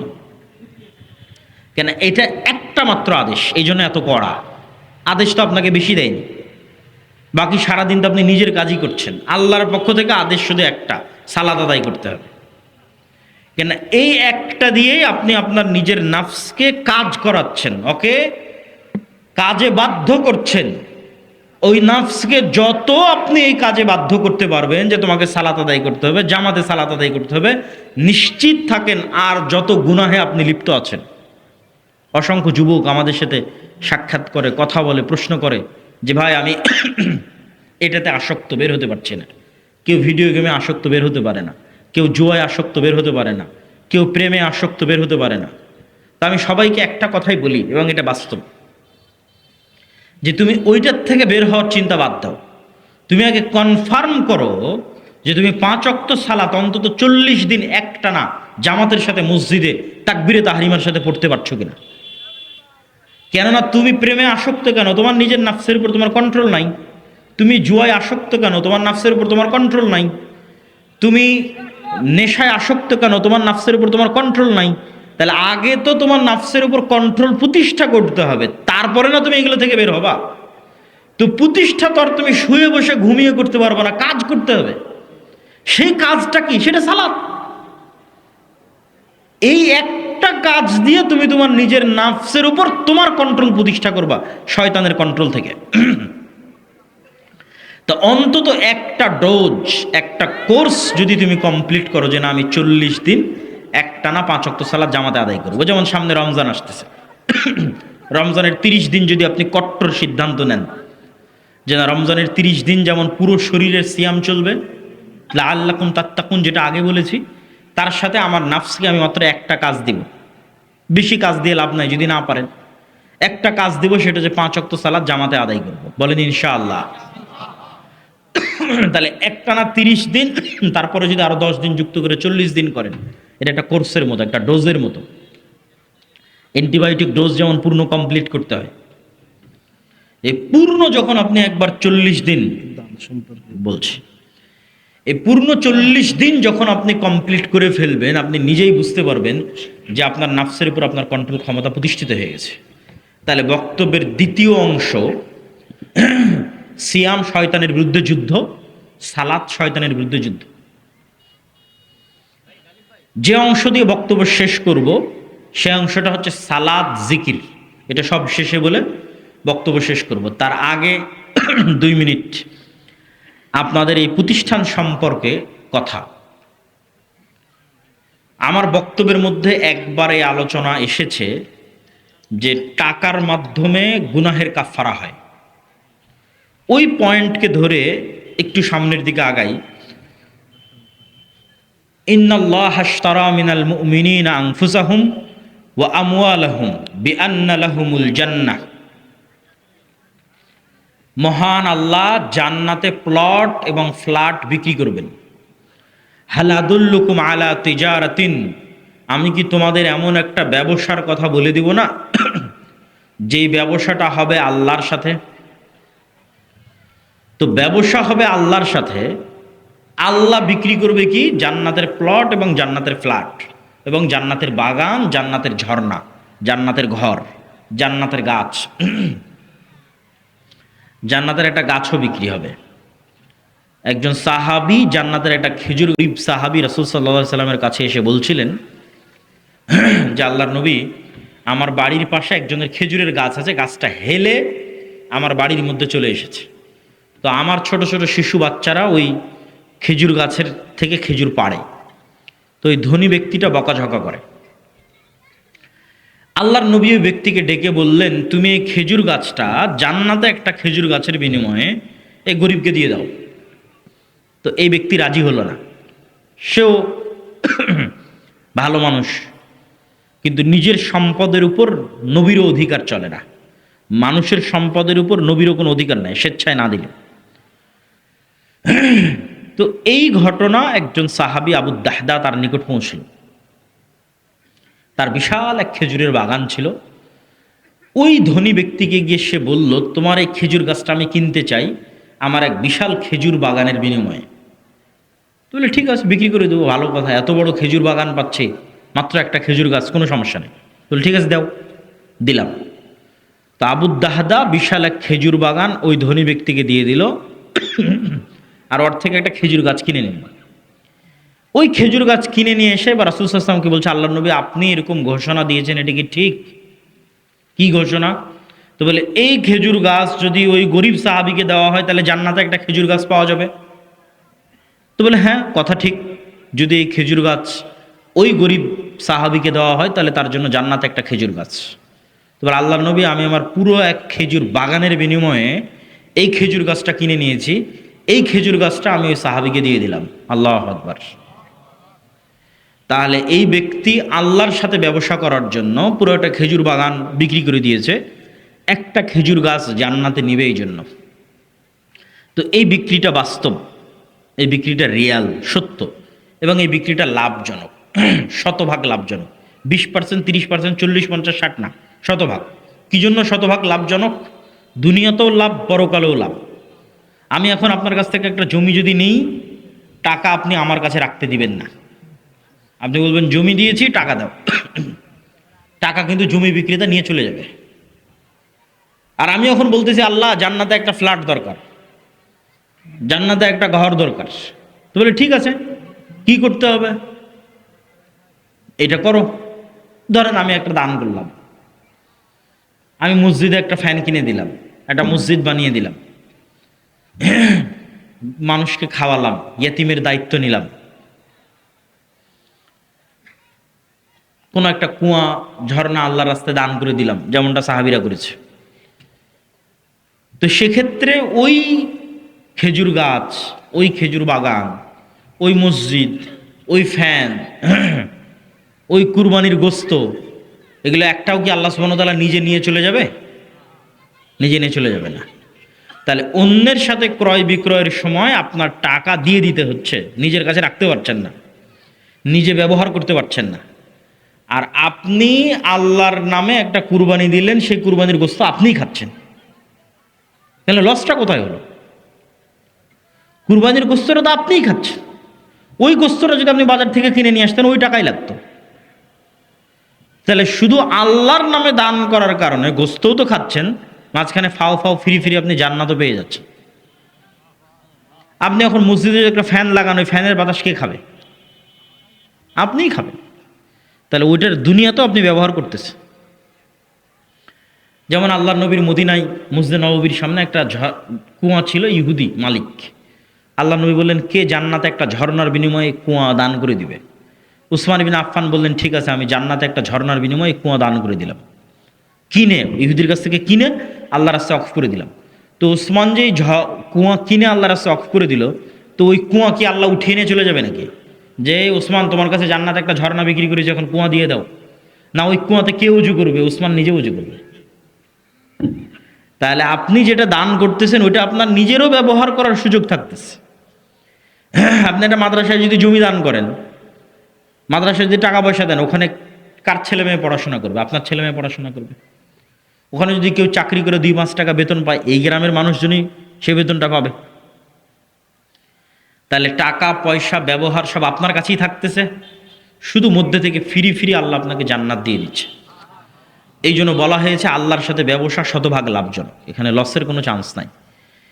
লাভের 2 নম্বর পয়েন্ট, শতভাগ লাভের 2 নম্বর পয়েন্ট, সেটা কি? আল্লাহ সুবহানাহু তাআলার কাছে যদি কেউ টাকা জমা রাখে, ব্যাংকে টাকা জমা রাখলে যেমন বৈধ অবৈধ উপায়ে মুনাফা এবং সুদ ভিত্তিতে পার্সেন্টেজ বাড়ে, আল্লাহ বলছেন আমার কাছে কোনো টাকা জমা থাকলে আমি সেটা বাড়াই, বাড়াতে বাড়াতে বাড়াতে বাড়াতে 700 গুণ পর্যন্ত বাড়াই, চাইলে আরও বাড়াই। আল্লাহু আকবার। তাহলে আপনি দান করবেন 1 টাকা, কিন্তু কিয়ামতের মাঠে উঠে দেখবেন যে আপনি 700 কোটি টাকার মালিক, 7,000 কোটি টাকার মালিক। কেন? ওটা বাড়তে থেকেছে। আল্লাহ সুবহানাহু ওয়া তাআলা 700 গুণ পর্যন্ত বাড়াবে, দয়া করলে আরও বাড়াবে। তাহলে এই জন্য আল্লাহ সুবহানাহু ওয়া তাআলার কাছে টাকা জমা রাখলে কোনো লস নাই। আর কাফফারার পয়েন্ট থেকে যেটা আমি বুঝাতে চাই মানুষকে, কাফফারার যে আলোচনাটা শুরুতে করেছিলাম যে দুনিয়াতে কাফফারা হচ্ছে টাকা দিয়ে, এটা বলতে চাই কিয়ামতের মাঠেও কাফফারা হবে টাকা দিয়ে। পারবেন? কিয়ামতের মাঠে যে কোনো ইবাদতের কমতি এবং যে কোনো গুনাহ টাকার ক্ষমতা দিয়ে কভার দেওয়া সম্ভব। শিরক নয় কিন্তু, শিরক ছাড়া। তথা আপনি যদি কিয়ামতের মাঠে কোটি কোটি টাকার মালিক হন, তাহলে এখন কার নামে গীবত করেছেন, কার নামে অপবাদ দিয়েছেন, কোথায় কোন ইবাদতে কমতি থেকেছে, কোথায় কোন গুনাহ করেছেন, সবগুলো কভার দেওয়া সম্ভব ওই টাকার দান থেকে। কভার দিয়ে তখন আপনি জান্নাতে যেতে পারবেন। তাহলে দুনিয়াতে যেমন মানুষের কোটি কোটি টাকা থাকলে মামলা মোকদ্দমা হয়ে গেলে বাঁচতে পারে, মেডিকেল ক্লিনিক হয়ে গেলে টাকার জোরে কোনো না কোনোভাবে বের হয়ে আসতে পারে, কিয়ামতের মাঠেও মানুষ টাকার সেই ক্ষমতা ব্যবহার করতে পারবে। কিন্তু শর্ত হচ্ছে কিয়ামতের মাঠে নতুন করে ধনী হওয়ার কোনো রাস্তা নাই। ধনী দুনিয়াতে হয়েই যেতে হবে। যে আমি কিয়ামতের মাঠে ধনী অবস্থায় উঠতে চাই, এই মর্মে কিয়ামতের অ্যাকাউন্টে টাকা জমা করেই যেতে হবে দুনিয়া থেকে। এই জন্য মুসলমানের গরিব থাকার সুযোগ নাই। মুসলমানকে ব্যবসায়ী হতে হবে। মুসলমান ব্যবসায়ী কওম, ব্যবসায়ী জাতি। তো আজকের এই রাজপাট জামিয়া সালাফিয়া মহিলা মাদ্রাসার জন্য আপনারা অবশ্যই আপনাদের যে দান, সাদাকা, জাকাত, ওসর, যেটা যেভাবে সম্ভব সেভাবে অংশগ্রহণ করবেন। এবং আজকের বৈঠকি দানেও যার যার পক্ষে অংশগ্রহণ করা সম্ভব তারা অংশগ্রহণ করবেন। স্টেজে যারা আছে তারাও অংশগ্রহণ করবেন। এবং আপনাদের মধ্যে যারা স্বেচ্ছাসেবক যাবে তাদের কাছে আপনারা সেই সহযোগিতাটা পৌঁছে দেবেন। আমি আমার বক্তব্যের শেষ অংশ, আপনারা ওস্তাদজিকে নিয়ে আসেন, আমি বক্তব্যের শেষ পয়েন্ট শুরু করছি। এবং যারা সহযোগিতা অংশগ্রহণ করতে চান তারা সহযোগিতা করেন। আমি বক্তব্যর যেভাবে শুরু করেছিলাম সেটার সামারিটা করে বক্তব্যের শেষে চলে যাই। বক্তব্য আমি শুরু করেছিলাম আজকের এই আধুনিক বিশ্বে যারা গণতন্ত্রের ধ্বজাধারী, মানবতার দার্স প্রদানকারী, এদের এই বুলি, এদের এই মিষ্টি কথা, এগুলো সব মিথ্যা। এবং এটার বিপরীতে আপনাকে ইসলামকেই দাঁড় করাতে হবে, ইসলামের নিজস্ব বৈশিষ্ট্যের উপর, ইসলামের নিজস্ব গুণের উপর। এবং এর বিপরীতে ইসলামই দাঁড়িয়ে থাকবে এবং ইসলামই বিজয় হবে। কেন? পৃথিবীর আর কোনো বিষয় আমেরিকার মানুষকেও শান্তি দিতে পারবে না। আমেরিকার মানুষও অতিষ্ঠ হয়ে যাবে। শান্তি কোথায় পাবে? ইসলামে পাবে। দলে দলে ইসলাম গ্রহণ করা ছাড়া আমেরিকার মানুষও বাঁচার রাস্তা নাই। নাহলে ওদের ছেলে মেয়েরাও নিরাপদ নয়, শয়তান শেষ করে দিবে, ধ্বংস করে দিবে। তাহলে আমেরিকা, ইউরোপ, ইংল্যান্ড সবার বাঁচার রাস্তা কি? ইসলাম। এই জন্য ইসলামকে তার আসল অবস্থার উপর টিকিয়ে রাখা এবং আপনার এবং আমার কাজে কর্মে ইসলামকে ফুটিয়ে তোলা। যে ইসলামটা কি, এটা আমার আচার ব্যবহার দেখে মানুষ বুঝতে পারবে, আমার কথা দেখে বুঝতে পারবে। তো এই যে ইসলামের নিজস্ব স্বকীয়তার বাইরে গিয়ে ওই সমস্ত পাশ্চাত্য কিছু থিওরিকে সর্বশেষ কথা মনে করা, যে না এরপর আর কোনো কথা নাই, একে প্রশ্ন করার কোনো সুযোগ নাই, এটা থেকে বের হয়ে আসতে হবে। আর এই পাশ্চাত্য থিওরিগুলো ধর্মনিরপেক্ষতাবাদ, সেকুলারিজম, লিবারেলিজম, এরা যে আমাদের ধ্বংস করতে চায় তার প্রমাণ আর দেওয়ার কিছু নাই। তার প্রমাণ তারাই করে দিয়েছে যে তারা কি চায় এই মিথ্যা কথাগুলো দিয়ে। তাহলে শয়তানের এই ষড়যন্ত্রগুলো থেকে আমাদের বাঁচার জন্য আজকের আলোচনায় কয়েকটা বিষয় তুলে ধরেছি। 1 নাম্বার তুলে ধরেছি সিয়াম, 2 নাম্বার তুলে ধরেছি সালাত, এবং শেষ করব জিকির দিয়ে। আল্লাহ সুবহানাহু ওয়া তাআলা বলেন, ওয়া আকিমিস সালাতা লিযিকরি। জি, মহিলাদের প্যান্ডেলেও আপনারা নিজ দায়িত্বে দান সংগ্রহ করেন। ওয়া আকিমিস সালাতা লিযিকরি, সালাত প্রতিষ্ঠা করো আমাকে স্মরণ করার জন্য, আমার জিকিরের জন্য। তো সালাত জিকির, সালাত জিকির, এই জন্যই সালাতের কোনো এক্সকিউজ নাই।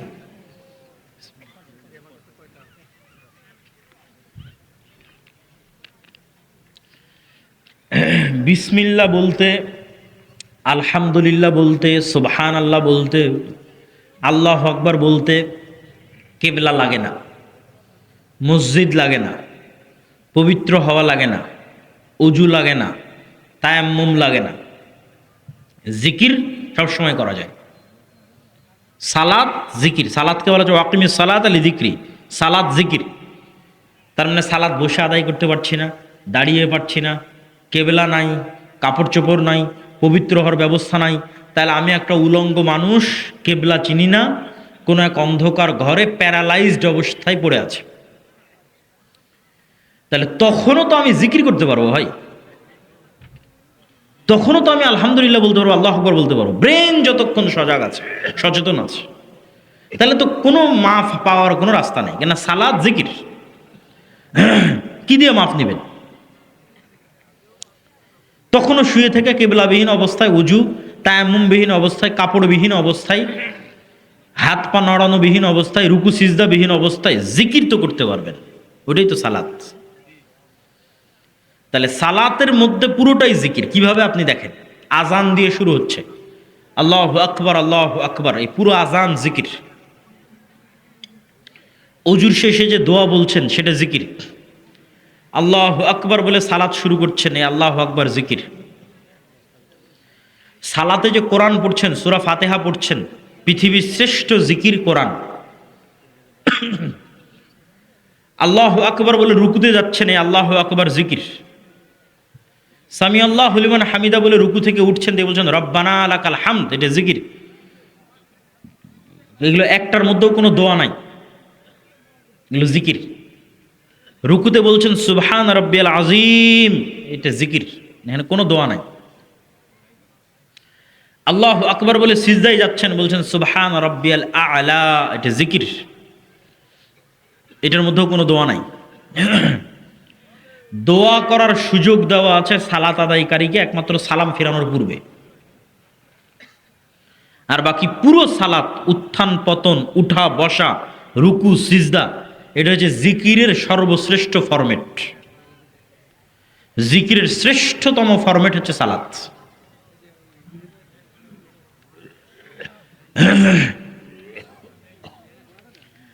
জিকির কেন শক্তিশালী, জিকির কেন পাওয়ারফুল, এটা আমি আমার বহু বক্তব্যে তুলে ধরেছি। কিছু মানুষ না বুঝে না জেনেই একটা সমালোচনা করে বসে থাকে। আল্লাহ সুবহানাহু ওয়া তাআলা কথা বলেন, এবং আল্লাহ সুবহানাহু ওয়া তাআলার কথা বলার আওয়াজ আছে, শব্দ আছে। কেউ যদি আল্লাহ সুবহানাহু ওয়া তাআলার কথার আওয়াজ এবং শব্দকে অস্বীকার করে, তাহলে সে মুতাজিলা এবং কাফের হয়ে যাবে। আল্লাহ সুবহানাহু ওয়া তাআলা মুসা আলাইহিস সালামকে যখন ডাক দিয়েছেন, এটা বাস্তব, রিয়াল, সত্যিকার ডাক। যখন কথা বলেছেন, মুসা আলাইহিস সালাম আল্লাহর আওয়াজ শুনেছেন, সে আওয়াজে তিনি কথা, আল্লাহ সুবহানাহু ওয়া তাআলার সাথে কথা বলেছেন। তো আল্লাহ সুবহানাহু ওয়া তাআলার কথা, কালাম, আওয়াজ হচ্ছে কোরআন। এইটা বুঝতে হলে আপনাকে প্রথমে বুঝতে হবে যে আমরা যা বলি সব আওয়াজ। বাংলা বলতেছি না, এটা কিন্তু বাংলা নয়, এটা কিন্তু আওয়াজ। আমার ব্রেন কিন্তু এই বাংলাটা বোঝে না, আমার ব্রেন একটা কম্পমান ওয়েভ, ওইটা বুঝে। এটা যখন কানে ঢোকে, তখন একটা কম্পমান ওয়েভ অবস্থায় ব্রেনে সিগন্যাল ঢোকে, কাঁপতে কাঁপতে কাঁপতে কাঁপতে কান রিসিভ করে, কানের পর্দায় গিয়ে আঘাত করে। তো কানের কাছে এটা আওয়াজ, আওয়াজ হিসেবে আসছে। এখানে যদি আপনি চাইনিজদের বসায় রাখেন, আর আমি 1 ঘন্টা আলোচনা করলাম, চাইনিজরা বাংলা শুনবে না আওয়াজ শুনবে? আওয়াজ শুনবে। আপনি ওই যে গরু যে চিল্লাচ্ছে, হাম্বা হাম্বা করতেছে, আপনি কি শুনতেছেন? আওয়াজ শুনতেছেন। পাখি যে কিচির মিচির করেছে, আপনি কি শুনতেছেন? আওয়াজ শুনতেছেন। কিন্তু ওর প্রত্যেকটার অর্থ আছে, ওইটা আপনি জানেন না। ওইটা সুলাইমান আলাইহিস সালাম জানতো পাখি কি বলতেছে। যেমন আমি চাইনিজেরটা জানি না। এখানে যদি একটা চাইনিজ বক্তা বসে থাকতো, আপনারা সামনে থাকতেন, শুধু আওয়াজ শুনতেন। আমাদের ব্রেনকে শিখানো হয় এই আওয়াজটার এই অর্থ, তখন ব্রেন বুঝে যে এটা বাংলা আওয়াজ আসতেছে, আওয়াজটা বাংলা আওয়াজ, ও রিসিভ করে। কিন্তু আলটিমেটলি এগুলো আওয়াজ। তো কোরআন আল্লাহ সুবহানাহু ওয়া তাআলার আওয়াজ। তার অর্থ এই নয় যে আমরা যেটা পড়ছি হুবহু সেটা আল্লাহ সুবহানাহু ওয়া তাআলার আওয়াজ, কেন এটাতে তাশবিহ আছে, এটা নয়। তো কোরআন যে আল্লাহ সুবহানাহু ওয়া তাআলার কালাম, আল্লাহ সুবহানাহু ওয়া তাআলার বাণী, সেটা আল্লাহ সুবহানাহু ওয়া তাআলার আওয়াজ।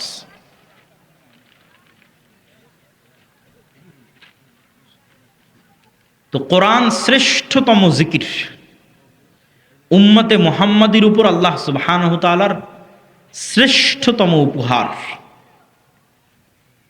কোরআন।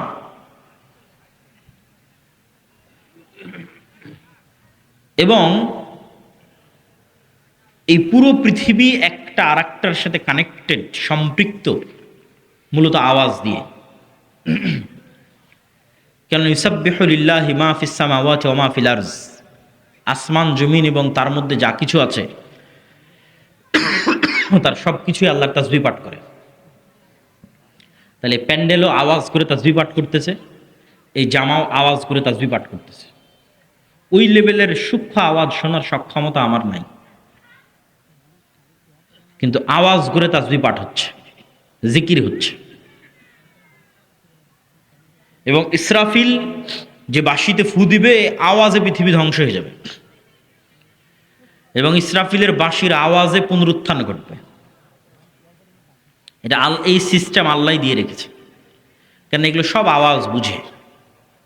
এই আসমান জমিনে আওয়াজ বুঝে, প্যান্ডেলও আওয়াজ বুঝে। অন্য কোনো আওয়াজ বুঝুক আর না বুঝুক, জিকির বুঝে। মুয়াজ্জিন যখন আজান দেয়, এই মুয়াজ্জিনের আজান যতদূর পর্যন্ত যাবে, কীট পতঙ্গ পঙ্গপাল পশু প্রাণী ধূলিকণা বালিকণা সব এই আওয়াজের পক্ষে কিয়ামতের মাঠে সাক্ষী দিবে।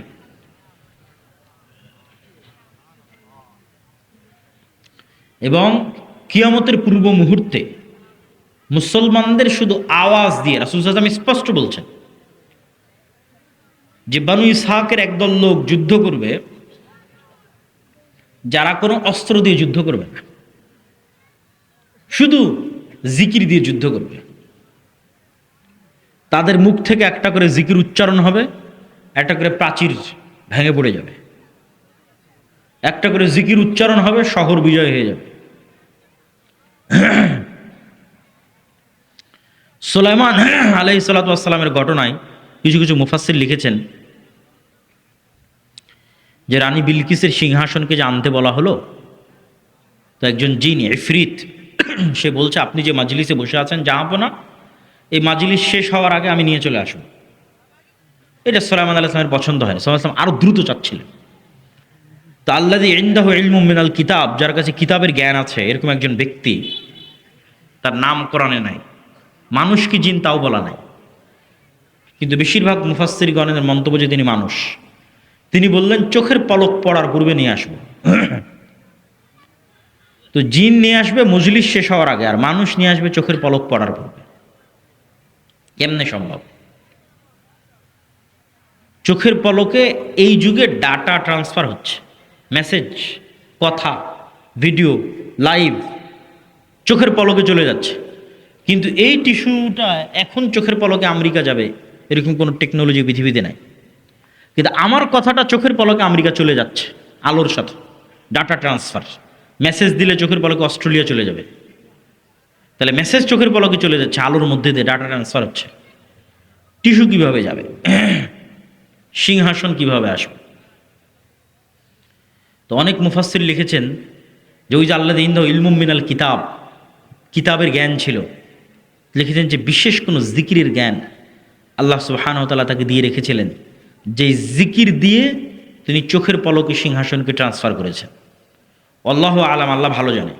কিন্তু কোরআনের মধ্যে ইঙ্গিত আছে যে এটা জ্ঞান কেন্দ্রিক কিছু, যে উনি যে চোখের পলকে ট্রান্সফার করবেন। কোরআনে বলা আছে আল্লাহ ইন্দা ইলমু মিনাল কিতাব, যার কাছে কিতাবের জ্ঞান ছিল, ও বলছে আমি চোখের পলকে ট্রান্সফার করবো। মানে এটা জ্ঞান কেন্দ্রিক কিছু, এটা গায়ের জোর নয় যে জিন গায়ের জোরে উড়ে যাবে, উড়ে গিয়ে সিংহাসন নিয়ে আসবে মজলিস শেষ হওয়ার আগে, ওই গায়ের ক্ষমতা না, এটা জ্ঞানের কিছু, জ্ঞান রিলেটেড কিছু।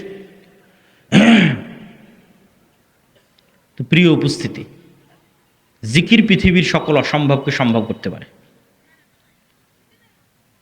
লা ইলাহা ইল্লাল্লাহু ওয়াহদাহু লা শারীকা লাহু লাহুল মুলকু ওয়া লাহুল হামদু ওয়া হুয়া আলা কুল্লি শাইইন কাদির।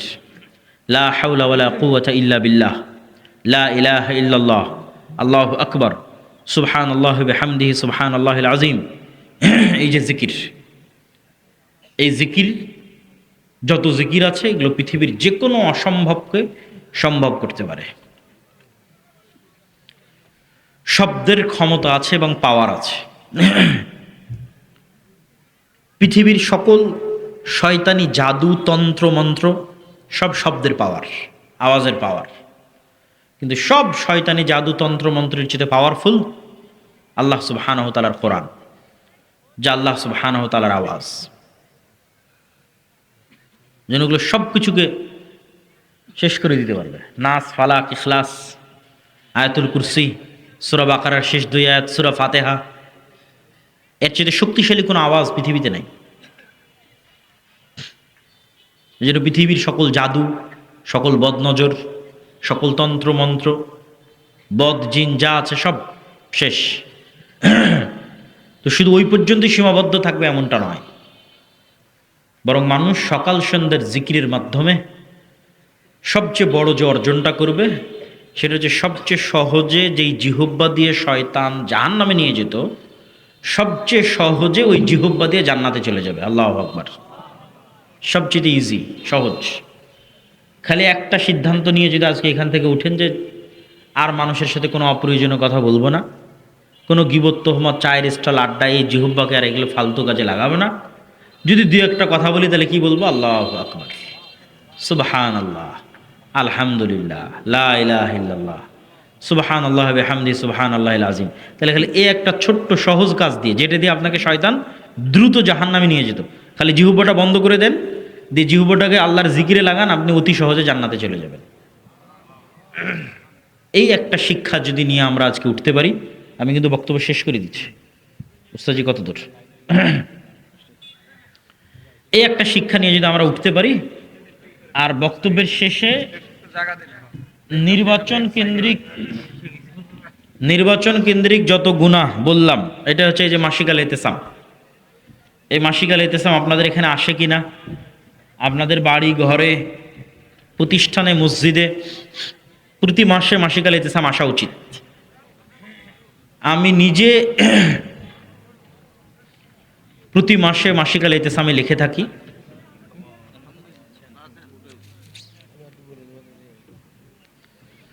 আমি নিজে প্রতি মাসে মাসিক আল ইতিসামে 3টে লেখা লিখি, সম্পাদকীয় লিখি, মিন্নাতুল বাড়ি লিখি, আরও একটা প্রবন্ধ লিখি প্রতি মাস। এই মাসিক আল ইতিসাম সব জায়গায় আপনাদের এতে থাকা উচিত। আপনাদের বাড়ি ঘর, মসজিদ, মাদ্রাসা, প্রতিষ্ঠান সব জায়গায় থাকা উচিত। আর আল্লাহর পথে যাত্রা, এই বইটা লেখার পিছনের যেটা কারণ, ৩৬শে জুলাই, ৫ই আগস্টের পর যখন বিভিন্ন দল মত, সংগঠন, রাজনৈতিক অরাজনৈতিক সবার সাথে উঠা বসা করার সুযোগ হলো, তখন আমি নিজে একটা জিনিস অ্যানালাইসিস করেছি যে এখন যারা আমরা পৃথিবীতে কাজ করছি তাদের মধ্যে ইমান বিল গায়েবে ইয়াকিনের ঘাটতি আছে। আমার নিজেরও ইমান বিল গায়েবে ইয়াকিনে ঘাটতি আছে, সবার ইমান বিল গায়েবে ইয়াকিনে ঘাটতি আছে। আসলে মুসলমানদের যাত্রা শুরু হওয়া উচিত ওইটা দিয়ে। বহু বক্তব্যে আমি ব্যাখ্যা সহ বলেছি, বাংলাদেশের অন্তত 20 থেকে 50% মানুষের ইমান বিল গায়েবে যদি ইয়াকিন না হয়, কেউ বাংলাদেশে ইসলাম প্রতিষ্ঠা করতে পারবে না, কেউ পারবে না। তাহলে বললেন যে হয়ে যদি যায়, যদি আপনাকে দেখাতে পারি ইমান বিল গায়েবে ইয়াকিন ছাড়া যেটা হবে ওটা পূর্ণাঙ্গ ইসলাম নয়। পূর্ণাঙ্গ ইসলাম পারবেন না। কেন? পূর্ণাঙ্গ ইসলাম যেদিন আপনি কায়েম করে দিবেন, সেদিন বিশ্ব আপনার শত্রু হয়ে যাবে। বিশ্ব, এই যে সমস্ত নরপিশাচ নরপশু যারা আজকে বিশ্ব শাসন করতেছে, এই নরপিশাচ নরপশুরা আপনার অর্থনৈতিক অবরোধ দিবে। পাশের দাদা বাবুরা তো আছেই। কয়টা রাজনৈতিক দল তাদের ইশতেহারে ভারতীয় আধিপত্যবাদ নিয়ে কথা বলেছে, প্রতিরক্ষা নীতি, পররাষ্ট্রনীতি নিয়ে কথা বলেছে? কেউ কথা বলেন? কেন? সবাই জানে যে গোলামি হচ্ছে আমাদের নিয়তি। এই জন্য ওইটা নিয়ে কোনো আওয়াজ নাই, কোনো সাউন্ড নাই। আর যত নির্বাচনী তফসিলে যত জন জমা দিয়েছে তাদের হলফনামা, 90%, 2-1% বাদ রাখতেছি, আল্লাহ ভালো জানে, তার বেশিরভাগই মিথ্যা। কে কত টাকার মালিক, কে কত টাকা ট্যাক্স দেয়, সব মিথ্যু। পুরো সিস্টেমটা মিথ্যা দিয়ে ভরা। তো আপনি যখন পূর্ণাঙ্গ ইসলাম কায়েমের ঘোষণা দিবেন, সবাই যখন আপনার বিরুদ্ধে অবরোধ দিবে, তখন তো আপনি এই যে এখন ইলেকট্রিসিটি চলতেছে, এসি ফ্রিজ চলতেছে, বিদেশ থেকে টাকা আসতেছে, সব তো বন্ধ হয়ে যাবে। খাবেন কি? গার্মেন্টস বন্ধ হয়ে যাবে, অর্ডার বন্ধ হয়ে যাবে, ব্যবসা চলবে কি দিয়ে? তখন বাংলাদেশের মানুষই রাস্তায় নেমে বলবে যে আর ইসলামের দরকার নাই, যে সেকুলার সিস্টেম ছিল ওটাই ভালো। তাহলে কখন বলবে না যে এই ইসলামের দরকার নাই? এটা কখন বলবে না? কখন ধৈর্য ধরে ওই যে আসহাবুল উখদুদের মতো আগুনে ঢুকে গেছে। আসহাবুল উখদুদ ইমান পরিত্যাগ করেনি, আগুন চয়েস করে নিয়েছে। আসহাবে কাহাফ ইমান পরিত্যাগ করেনি, হিজরতকে চয়েস করে নিয়েছে। কখন বাংলাদেশের মানুষ বলবে যে আম হাসিবতুম আন তাদখুলুল জান্নাহ ওয়ালাম্মা ইয়াতিকুম মাসালুল লাযিনা খালাউ মিন ক্বাবলিকুম মাসাতহুমুল বাসা ওয়াদ-দাররা ওয়া যুলজিলু হাত্তা ইয়াকুলা রাসূলু ওয়াল লাযিনা আমানু মাআহু মাতা নাসরুল্লাহ। যে জান্নাত কি যাওয়া এত সহজ? অতীতের মানুষদের উপর যে জুলুম অত্যাচার এসেছে তোমাদের উপর, সেটা আসেনি? করাত দিয়ে চিরে দেওয়া হয়েছে ইমানের জন্য, চিরুনি দিয়ে, লোহার চিরুনি দিয়ে আঁচড় কাটা হয়েছে ইমানের জন্য। তো অতীতের মানুষদের উপর যেই পরিমাণ জুলুম এসেছে আসেনি তোমাদের উপর, তোমরা কেমনে জান্নাতে যাবা? তাহলে ওই লেভেলের ইমান বিল গায়েবে ইয়াকিন যখন হবে আসহাবুল উখদুদের মতো, আসহাবে কাহাফের মতো, তখন বলবে ঠিক আছে, সাবারনা, সামি'না ওয়া আতা'না, যা হয় হোক, ইসলামই হচ্ছে আমার স্বাধীনতা। তখন আপনি ইসলাম প্রতিষ্ঠা করতে পারবেন। আর 20-50% মানুষের ইমান যতক্ষণ এই লেভেলে না আসতেছে, তখন আমাকে প্রধানমন্ত্রী করে দিলাম, বাংলাদেশে ইসলাম প্রতিষ্ঠা করতে পারবো না, যেটা শতভাগ ইসলাম। তাহলে ইমান বিল গায়বে ইয়াকিন ছাড়া যেটা প্রতিষ্ঠা হবে সেটা কি? এটা কম্প্রোমাইজড ইসলাম, বিকৃত ইসলাম, পরিবর্তিত ইসলাম। আমাদের আব্বা আমেরিকা যে ইসলাম পছন্দ করবে সেই ইসলাম, মানে মুসলমানদের আব্বা আমেরিকা যে ইসলাম পছন্দ করবে সেই ইসলাম। নাহলে যেটাতে আব্বা নারাজ হবে ওইটা কিন্তু কেউ দেবে না, ওটা কেউ বলবেও না, ওটা কেউ চাইবেও না। কিন্তু আব্বাদের চরিত্র কেমন সেটা তো আপনারা দেখলেনই, যে তারা যে এই পৃথিবী শাসন করার কোনো নৈতিক অধিকার রাখে না, সেটা তো আজকের পৃথিবীর সামনে স্পষ্ট, এবং আমার আলোচনা তো স্পষ্ট করেছি। তাহলে আপনার যুদ্ধটা আসলে ওখানে, যেই যুদ্ধটা আমরা ছেড়ে দিয়েছি ওইটাই তো আসল যুদ্ধ। তখন এই বইটা আমার লেখা, যে মুসলমানদের ইমান বিল গায়েবে ইয়াকিন লাগবে। এই বইয়ের অর্ধেকের বেশি আলোচনা শুধু ইমান বিল গায়েবের উপর। রূহ, নাফস, ফেরেস্তা, শয়তান, তাওহীদ, আল্লাহর পরিচয়, আল্লাহর গুণাবলী, এবং সালাফে সালহিনের লেখা অসংখ্য বইয়ের সারমর্ম এই বইয়ের মধ্যে আছে। অসংখ্য বই, ইবনুল কাইয়িম রাহিমাহুল্লাহর অসংখ্য বইয়ের সারমর্ম এই বইয়ের মধ্যে আছে। শেখ সালেহ আল উসাইমিনের অসংখ্য বইয়ের সারমর্ম এই বইয়ের মধ্যে আছে। তো এই জন্য এই বইটা প্রত্যেকটা মসজিদ, মাদ্রাসা, স্কুল, কলেজ, ইউনিভার্সিটিতে রেখে প্রতি সপ্তাহে অন্তত দার্স দিতে হবে। 1 পৃষ্ঠা 2 পৃষ্ঠা পড়ে দার্সের আয়োজন করতে হবে। যারা অত্র অঞ্চলে, নাহিদ ভাই সহ আরও যারা দাওয়াই আল্লাহর দায়িত্ব পালন করছে, তাদেরকেও এই কাজটা করতে হবে, যে প্রতিটা মসজিদে অন্তত সপ্তাহে 1 দিন এই বইয়ের উপর, রমজান মাস থেকে শুরু হতে পারে, 2 পৃষ্ঠা 3 পৃষ্ঠা 4 পৃষ্ঠা যতদূর পড়া যায় পড়ে বোঝার চেষ্টা করতে হবে। কি বোঝার চেষ্টা হবে? কী বলতেছে। কেন? ইমান বিল গায়েবে ইয়াকিন অর্জন করা ছাড়া কোনো রাস্তা নেই মুসলমানদের। তাই আল্লাহর পথে যাত্রা এবং মাসিক আল ইতিসাম, এই বইগুলো মূল্যায়ন করার জন্য, এবং আরও যে বই আজকে আছে খোঁজ করবেন, এগুলোকে মূল্যায়ন করার উদাত্ত আহ্বান জানিয়ে আজকের সংক্ষিপ্ত